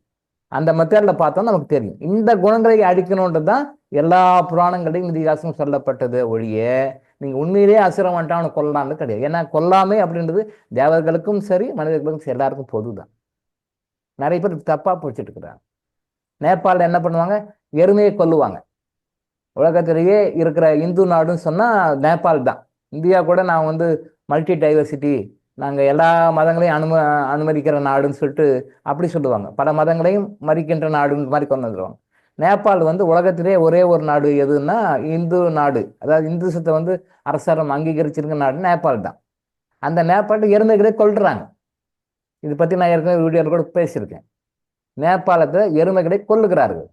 நேபாளத்தில் எருமைகளை கொள்ளுகிறார்கள் அப்படின்னு சொல்லி சொன்னா என்ன அர்த்தம் அப்படின்னா, அந்த எருமை போன்ற அந்த குணத்தை, தாமச குணம், நாம் சொல்லுவோம் இல்லையா, சத்துவ குணம், ரஜோகுணம், தாமச குணம், நம்மளுக்கு எல்லா கஷ்டங்களையும் துன்பங்களையும் கொடுக்கிறது நம்முடைய தாமச குணம் தான். நீங்க படுகின்ற கஷ்டங்கள், நீங்க படுகின்ற துன்பங்கள், நீங்க அனுபவிக்கின்ற எல்லா வலி வேதனைகளுக்கும் அடிப்படையாக இருப்பது அந்த தாமச குணம். இது டெலிட் பண்ணுறது சார். தாமச குணம். அந்த தாமச குணத்தினாலதான் நம்ம இவ்வளவு கஷ்டங்கள் படுறோம். இந்த தாமச குணம் எருமையாக சித்தரிக்கப்படுகிறது. இந்த தாமச குணம் எருமையாக சித்தரிக்கப்படுகிறது. அந்த குணத்தை கொண்டுபடான்னா அத்தை விட்டுட்டு எருமைகளை கொண்டுட்டு இருக்காங்க. இப்ப கூட ஸ்டில் நாவ் நேபாளில் அது ஒரு ஃபங்க்ஷன் மாதிரி, அது செரிமனி மாதிரி வச்சு எருமைகளை கொள்றாங்க. நிஜத்தில் அப்படிலாம் பண்ணக்கூடாது. எருமை போன்ற அந்த குணத்தை தான் கொல்ல முடியும், எருமையை கொல்லக்கூடாது. ஆனா இந்து நாடுன்னு சொல்லிக்கிட்டு அந்த எருமைகளை கொன்று, அந்த உயிர்களை கொன்று பாவங்களை, கர்மாக்களை சேர்த்துக் கொள்கிறார்கள். நம்ம கிட்ட இருக்கிற அந்த குணங்களை, தாமச குணத்தை, எருமை குணத்தை வெளியே போக்கணும். அதுக்காகத்தான் அந்த செரிமனி கொண்டு வராங்க, அது பண்றாங்களே வெளியே. ஆனால் உண்மையிலேயே நிஜமாவே எருமையை கொண்டுட்டு இருக்காங்க. இப்ப கூட படித்த முட்டாள்கள் இதுதான் இப்படிதான் பண்ணிட்டு இருக்காங்க. எருமையை போய் கொண்டுட்டு இருக்காங்க. ஜப்பான்ல திமிங்கலத்தை கொள்றாங்க. அது ஒரு ஃபெஸ்டிவல் மாதிரி வச்சிருக்கிறாங்க. ஒரு குறிப்பிட்ட நாள்ல, குறிப்பிட்ட டைம்ல அது ஃபெஸ்டிவல் மாதிரி கொண்டு எருமைகளை இங்க எப்படி நேபாளில் கொள்றாங்களோ அதே மாதிரி ஜப்பான் திமிங்களை கொள்கிறார்கள். பர்பஸாவே கொள்றாங்க, பர்பஸாவே கொள்றாங்க. அவங்க நினைச்சுக்கிறாங்க அது ஒரு சடங்காக நினைச்சு அவங்க பண்ணிட்டு இருக்காங்க. படித்த முட்டாள்கள். தெரியல அவங்களுக்கு ஏன் அதை போய் கொல்லணும். அது ஒரு உயிர், அது என்ன பண்ணுச்சு இவங்களை திமிங்களை போய் ஏன் கொல்லணும்? உலகத்துக்கே இந்து நாடு, நாங்க இந்து கடவுள்களை நாம் மதிக்கிறோம், நாங்க எங்க நாடு இந்து நாடுன்னு சொல்ற அந்த நேபாளோட எருமைகளை கொண்டுக்கிறாங்க. இது என்ன சொல்றது? இது என்ன? இதான் அறியாமை. அது என்ன பண்ணுச்சு? அது பாட்டுக்கு அது வந்தது, அது இருக்கு, அதை போய் நீங்க ஏன் கொள்றேன்? இப்படித்தான் நம்ம மக்கள் தப்பு தப்பா பண்ணிட்டு இருப்பாங்க. நம்முடைய குணங்களை மாற்றிக்கொள்ள வேண்டும். நம்ம குணங்களை, நம்ம கிட்ட இருக்கிற அசுர குணங்களை போக்கணும். நம்ம கிட்ட இருக்கிற அசுர குணங்கள், தீய எண்ணங்கள்லாம் வெளியே, இது வெளியே வரவ நாமளே கடவுளாக மாறி விடுகிறோம். நாமளே மாறிடுறோம். சிவனை பார்க்கறதுக்காக அங்கே இமயமலைக்கெல்லாம் போக தேவையில்லை. இந்த நேரத்தை வீடியோ சொன்னார், அதுக்காக வாழ்க்கையில சாகிறதுக்கு முன்னாடி ஒரு தடவையாவது அங்கே போயிட்டு வாங்க அப்படின்னு சொல்லி ராங் கைடன்ஸ் கொடுக்குறாரு. பார்த்தீங்களா? தப்பு. அந்த ராங் கைடன்ஸ் கேட்டு எத்தனை பேர் சாகிறதுக்கு முன்னாடி போகணும் போய் நெகட்டிவ் கர்மா சம்பாதிக்கணும், அதுவும் தெரியல. நம்ம இருந்த இடத்துல இருந்தே நம்மளை கடவுளை கொண்டு வர முடியும், வர வைக்க முடியும். நம்ம கிட்ட இருக்க தீய குணங்களை போனாலே நம்ம சந்தோஷமா இருக்கும், ஹாப்பியா இருக்கும். நம்ம கஷ்டப்படுறதுக்கு காரணம் அவன் தான் சார், இவன் தான் சார், இவங்க தான் சார், அவங்க தான் சார்ன்னு சொல்லுது. நம்ம மட்டும்தான். நம்ம கிட்ட இருக்கிற அந்த தீய குணங்கள் தான். நீங்க ஒன்னொன்னும் நீங்க உங்க சஃபரிங் ஒரு லிஸ்ட்டை எடுத்துட்டு அது ஒன்னொன்றுக்கு காரணம் என்னன்னு சொல்லி சொன்னீங்கன்னா, டைரக்ட் 1% 2% அப்படி உட்காந்து நான் சொன்னேன்னா கடைசியில் உங்களை ப்ரூவ் பண்ணி கொடுப்பேன். நீங்க தான் காரணம் ப்ரூவ் பண்ணி உங்க வாயாலே சொல்றது. ஆமா சார், நான் தான் சார் பண்ணேன். அது உங்களுக்கு தெரியாத வரைக்கும் அடுத்தவங்க குறை சொல்லிட்டு அவன் தான் சார், அவன் தான் சார். யாராவது ஒருத்தர் 2 பேரை ஒரு செலக்டிவா லிஸ்ட் எடுத்து உங்க ப்ராப்ளத்தை போடுங்க, இதுக்கு என்ன காரணம்னு கேட்டால் முதல்ல ஆரம்பிக்கும் போது சார் அவங்க தான் சார் காரணம், இவங்க தான் சார் காரணம். அவங்கள அப்படி ஒரு 1 hour ஒதுக்கி புரிய வச்சு அப்படியே ஸ்டெப் பை ஸ்டெப் அவங்க நான் நேருக்கு நேர் அப்படியே உங்களுக்கு கவுன்சிலிங் கொடுத்து கடைசியில் இப்போ சொல்லுங்க யார் காரணம்னா, இல்லை சார் தெரியாமல் சொல்லிட்டேன் சார், நான் தான் சார் காரணம். ஒத்துக்க வச்சிருவேன் நான், புரிய வச்சிருவேன். தட் இஸ், அது கம்பல் பண்ணல, அவங்க புரிய வச்சிருவேன். அந்த புரிதல் வர வர வர அப்போ ஒரு 1 hour முன்னாடி கவுன்சிலிங் ஆரம்பிக்கும் போது அவங்க என்ன சொல்லுவாங்க, சார் அவங்க தான் சார் காரணம், நானும் இல்லைன்னுவாங்க. அந்த கவுன்சிலிங் முடிச்சு 1 hour கழிச்சு இப்போ சொல்லுங்க நீங்க, என்னுடைய குருமார்கள் அப்படிதான் கேட்பாங்க. ஃபர்ஸ்ட் ஒரு கேள்வி கேட்டுருவாங்க, அப்புறம் பதில நீயே சொல்லுன்னுவாங்க. இல்லை இப்படி பதில இப்போ ஒரு விஷயத்த சொல்லிட்டு இது எப்படின்னு கேட்பாங்க. கடைசியில் முடிச்சுட்டு என் வாயிலே ஆமா நீங்க சொன்னது கரெக்டுன்னு சொல்லி புரிய வைப்பாங்க. அந்த டெக்னிக்கை அப்ளை பண்ணுவோம். அப்படியே அப்ளை பண்ணா கடைசியில் முடிக்கும் போது ஆமா சார் இவ்வளோ கஷ்டத்துக்கு துன்பத்துக்கு காரணம் நான் தான் சார், தெரியல சார், நான் இப்படி நினச்சிட்டு இருந்தேன் சார், இப்போ புரியுது சார். அந்த புரிதல் வந்துடும். அந்த புரிதல் வர வச்சிட்டோம்னா அதுக்கு பிறகு அவங்க பார்க்கறது எல்லாமே தெளிவான புரிதலே இருப்பாங்க. இது நீங்க அவங்க பிறந்து இறக்குற வரைக்கும் எத்தனை கோயில் போனாலும் கிடைக்காது. இந்த ஞானம் கிடைக்காது. ஞானம் தான் முக்கியம். ஞானம் இருந்தா தான் நீங்க லைஃப்ல சந்தோஷமா இருக்க முடியும். ஞானம் இருந்தா தான் நீங்க ஹாப்பியா இருக்க முடியும். ஞானம் இருந்தா தான் நீங்க நினைச்சது நடக்கும். ஞானம் இருந்தா மட்டுமே தான் உங்களை யாரும் ஒன்றும் பண்ண முடியாது. ஞானம் தான் வேணும். அந்த ஞானத்தை நாம தானமாக கூட கொடுக்கல, தர்மமாக கொடுக்கறது. தானமாக கொடுக்குறதா கேட்டு கொடுக்கறது. நாம ஞானத்தை தர்மமாக கொடுக்குறோம். இந்த கிளாஸ் அட்டெண்ட் பண்ணதுக்கு 1 ரூபாய் கூட நம்ம யார்ட்டையும் வாங்குறது இல்லை. ஒரு சிங்கிள் பைசா கூட யார்ட்டையும் வாங்குறது இல்லை. பல முறை சொல்லியிருக்கேன் சார், சின்ன பீஸ் போடுவோம் சார், உள்ள அட்டன் பண்ணுறதுக்கு ஒரு சின்ன ஃபீஸ் போடுவோம் சார். இன்னும் சில பேர் கேள்விக்கு கேட்கறதுக்கு ஒரு சார்ஜஸ் மாதிரி போடும் சார். ஒரு கேள்விக்கு இவ்வளோ ரூபா ஒரு சார்ஜ் பண்ணுவோம் சார். கேள்வி கேட்கும்போது அது ஒரு கேள்வி கேட்டால் அதுக்கு ஒரு ஒரு ஒரு ஏதோ ஒரு நாமினல் ஃபீஸ், ஒரு கேள்வி கேட்டால் இவ்வளோ ஃபீஸ் கட்டிட்டு கேட்கணும் அப்படியே போடுவோம் சார். அது வர்ற செலவுகளுக்கெல்லாம் வேற எதுக்காக செலவுகளுக்கு மேனேஜ் பண்ணிக்கலாம் சார். நீங்கள் ஏன் சார் கை காசு போடுறீங்க? ஒரு கேள்விகளுக்கு ஒரு கேள்வி கேட்டிங்கன்னா இவ்வளோ ஃபீஸு கேளுங்க அப்படி சொல்லுவோம். கொஞ்சம் ஃபண்டு வரும், மற்ற செலவுகள்லாம் ஆகும். நீங்கள் ஏன் சார் உங்கள் கை காசு போடுறீங்க? வேண்டாம் சார். இல்லை சார் அதுக்கு ஒரு சார்ஜ் போடுவோம் சார், நாமினலாக ஒரு சார்ஜ் போடுவோம் சார். வேண்டாம் சார். அதெல்லாம் எதுவும் தப்பு தப்பு தப்பு. கடவுள் நம்ம கொடுத்த ஞானம், அந்த ஞானத்தை மக்களுக்கு தர்மமாக கொடுப்போம். அந்த எந்த ஒரு ஏற்பார்ப்பும் கிடையாது. இது போட்டால் இது வருது, இது போட்டால் இது போகுது அப்படி கொடுத்தா அது பிஸ்னஸாக போயிடும். அப்படி சொன்னோம்னா அது பிஸ்னஸாக இல்லை அப்படின்னாலும் தானமாக போயிடும். கேட்டு கொடுக்குற மாதிரி, கேட்டு கொடுக்குறது தானம், அது வேண்டாம். ஃபீஸ் வாங்கணும், கலெக்ஷன் பண்ணோம்னா கிளாஸ் அட்டன் பண்ணதுக்கு, இந்த கோர்ஸ் அட்டன் பண்ணதுக்கு ஒரு ஃபீஸு, கேள்வி கேட்டால் ஒரு ஃபீஸ்ன்னு போட்டு அது கமர்ஷியலாக போடும், அது வியாபாரம் போடும். வியாபாரம் இங்கே வேண்டாம், தேவையில்லை. இப்படி தான் சம்பாதிக்கணும் அவசியம் தேவையில்லை, அது எனக்கு தேவையில்லை, அது வேண்டாம். ஸோ தர்மமாக கொடுப்போம். இந்த தர்மத்தை நம்ம கொடுப்போம். இந்த வேல்யூ யார் புரிஞ்சுக்குவாங்கன்னா, அந்த உயர்ந்த லெவலுக்கு போகணும், இதுக்கு மேலே சுகப்படணும், இதுக்கு மேலே கஷ்டப்பட வேண்டாம், அடுத்தடுத்த பிறகுகளை எடுத்து நீங்கள் கஷ்டப்பட வேண்டாம், இதோட முடிச்சுக்கிட்டு இதோட கிளியர் பண்ணிட்டு ஃபைலை க்ளோஸ் பண்ணிட்டு நீ மேலே வந்து சேரணும். இறைவன் யாரையெல்லாம் செலக்ட் பண்ணியிருக்கிறாரோ, அவர் யாரெல்லாம் செலக்ட் பண்ணி அவங்க தான் இங்கே வர முடியும், இங்கே இருக்க முடியும், இதை உணர்ந்து அதை பயன்படுத்தி கலந்து அவங்க தான் இங்கே அளவு பண்ணுவாங்க. அவங்க தான் உள்ள அளவு ஆக முடியும். மற்றவங்க நம்ம நினைச்சாலாம் வர முடியாது, உள்ளே இருக்க முடியாது. ஸோ இறைவனால் ஆசீர்வதிக்கப்பட்ட அனுமதிக்கப்பட்ட மக்கள் தான் நீங்கள். அந்த வகையில் நீங்கள் எல்லாரும் பெருமைப்பட்டுக்கலாம், சந்தோஷப்பட்டுக்கலாம், ஆனந்தப்பட்டுக்கலாம். இந்த பாக்கியம் எல்லாருக்கும் கிடைக்காது, எல்லாருக்குமே கிடைக்காது. எஸ். அப்போ இந்த தெளிவான ஞானம் உங்ககிட்ட இருந்தால் உங்களுக்கு எல்லாமே கிடைக்கும். எல்லாமே கிடைக்கும். ஞானம் இருந்தால் எல்லாமே கிடைக்கும், இன்க்ளூடிங் மணி. நீங்கள் என்னென்னலாம் உங்களுக்கு வேணும்னு கேட்குறீங்களோ, என்னெல்லாம் இருக்கணும்னு நினைக்கிறீங்களோ, எப்படி தான் இருக்கணும் வாழ நினைக்கிறீங்க, அப்படியெல்லாம் உங்களால் வாடுவதற்கு தடைகளாக இருக்கின்ற விஷயங்களை போக்குவரத்து ஞானம் இருந்தால் போதும், இடமே வந்து.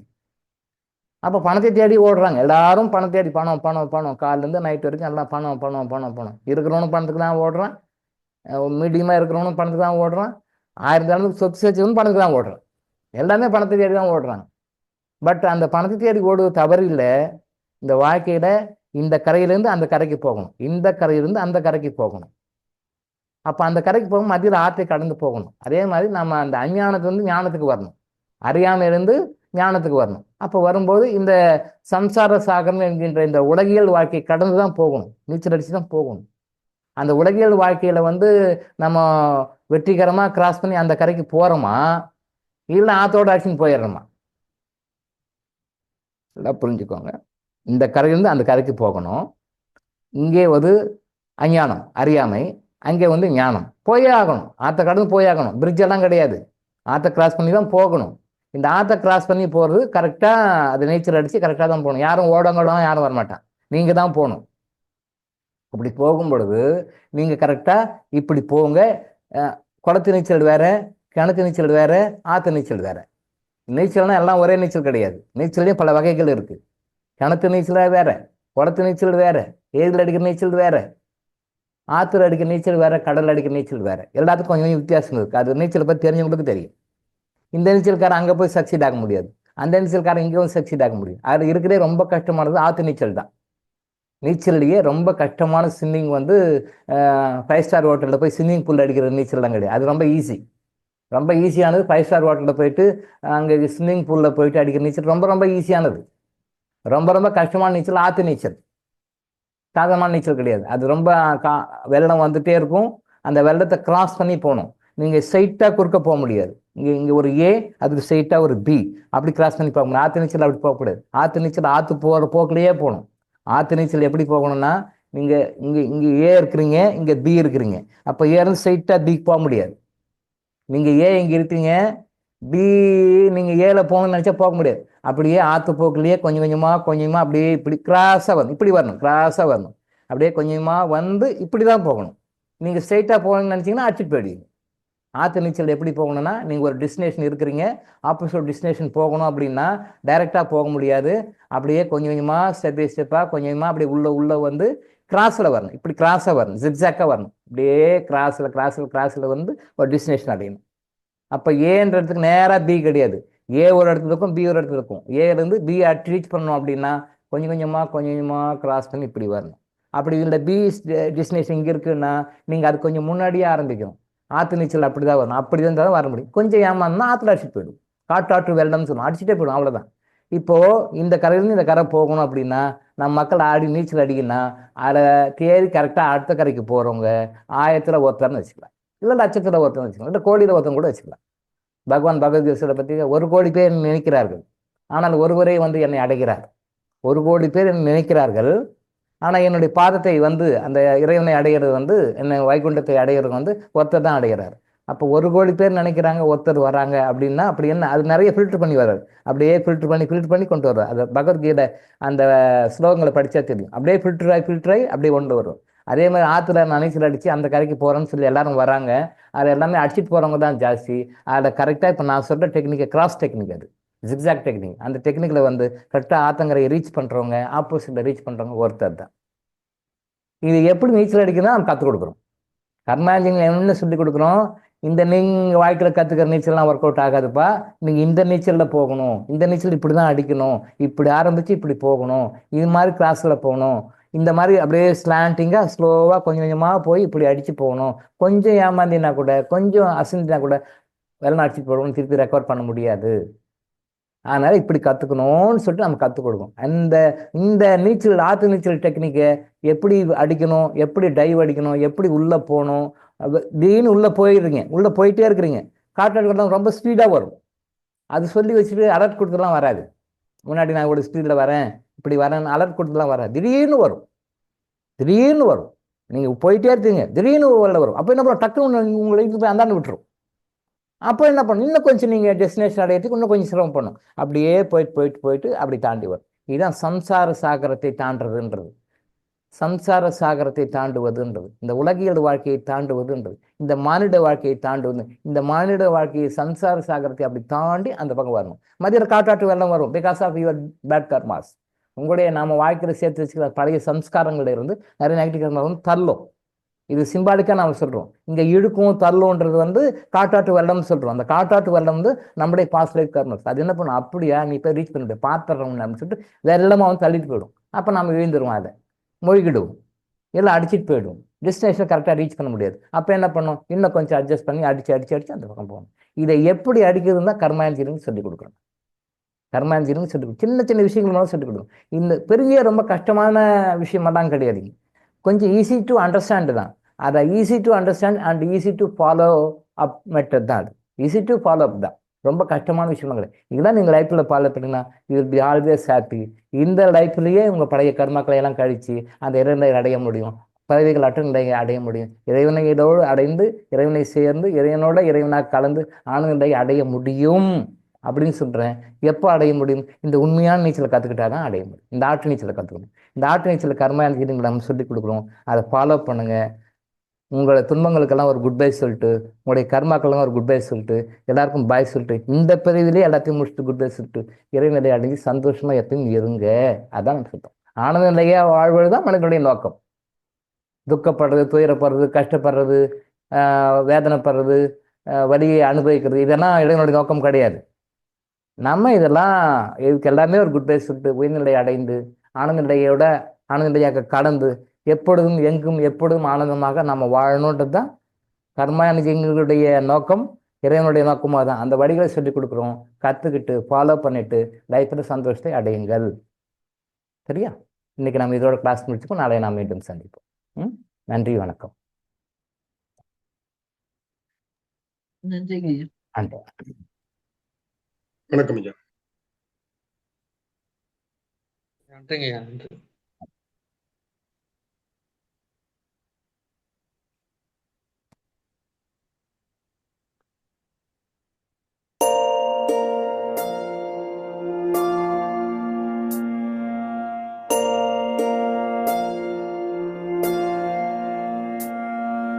கருவாக்கி உருவாக்கி எனையாண்டு காத்தருளும் இறைவா நன்றி.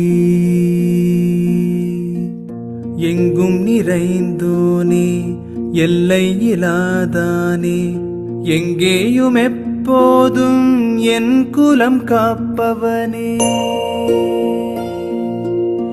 நெஞ்சம் துணிய துணையாய் வருவாய், நேர்மறை உணர்வுகள் பெருகிடச் செய்வாய், உடலில் உறுதியை பெரிதாய் தருவாய், உனை உணரும் அறிவை என்னுள்ளருள்வாய். சுற்றமனைத்தும் காப்பவனே, செய்தொழிலில் ஏற்றம் தருபவனே, எடுத்த செயலில் வெற்றி கொடு, என் ஆற்றல் பெருகிட அருளை கொடு.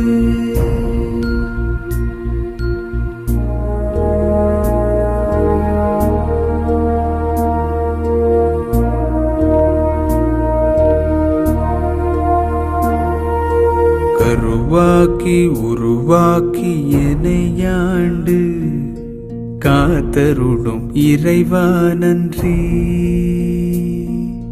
வல்லமை தந்து நீ வளர்ச்சி கொடு,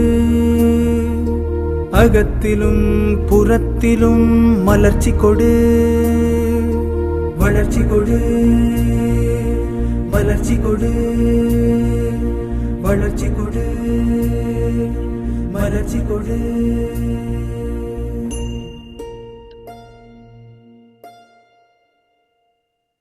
நன்றிங்க ஐயா. நன்றி நன்றிங்க ஐயா. நன்றி நன்றி நன்றி ஐயா. நன்றிங்க ஐயா.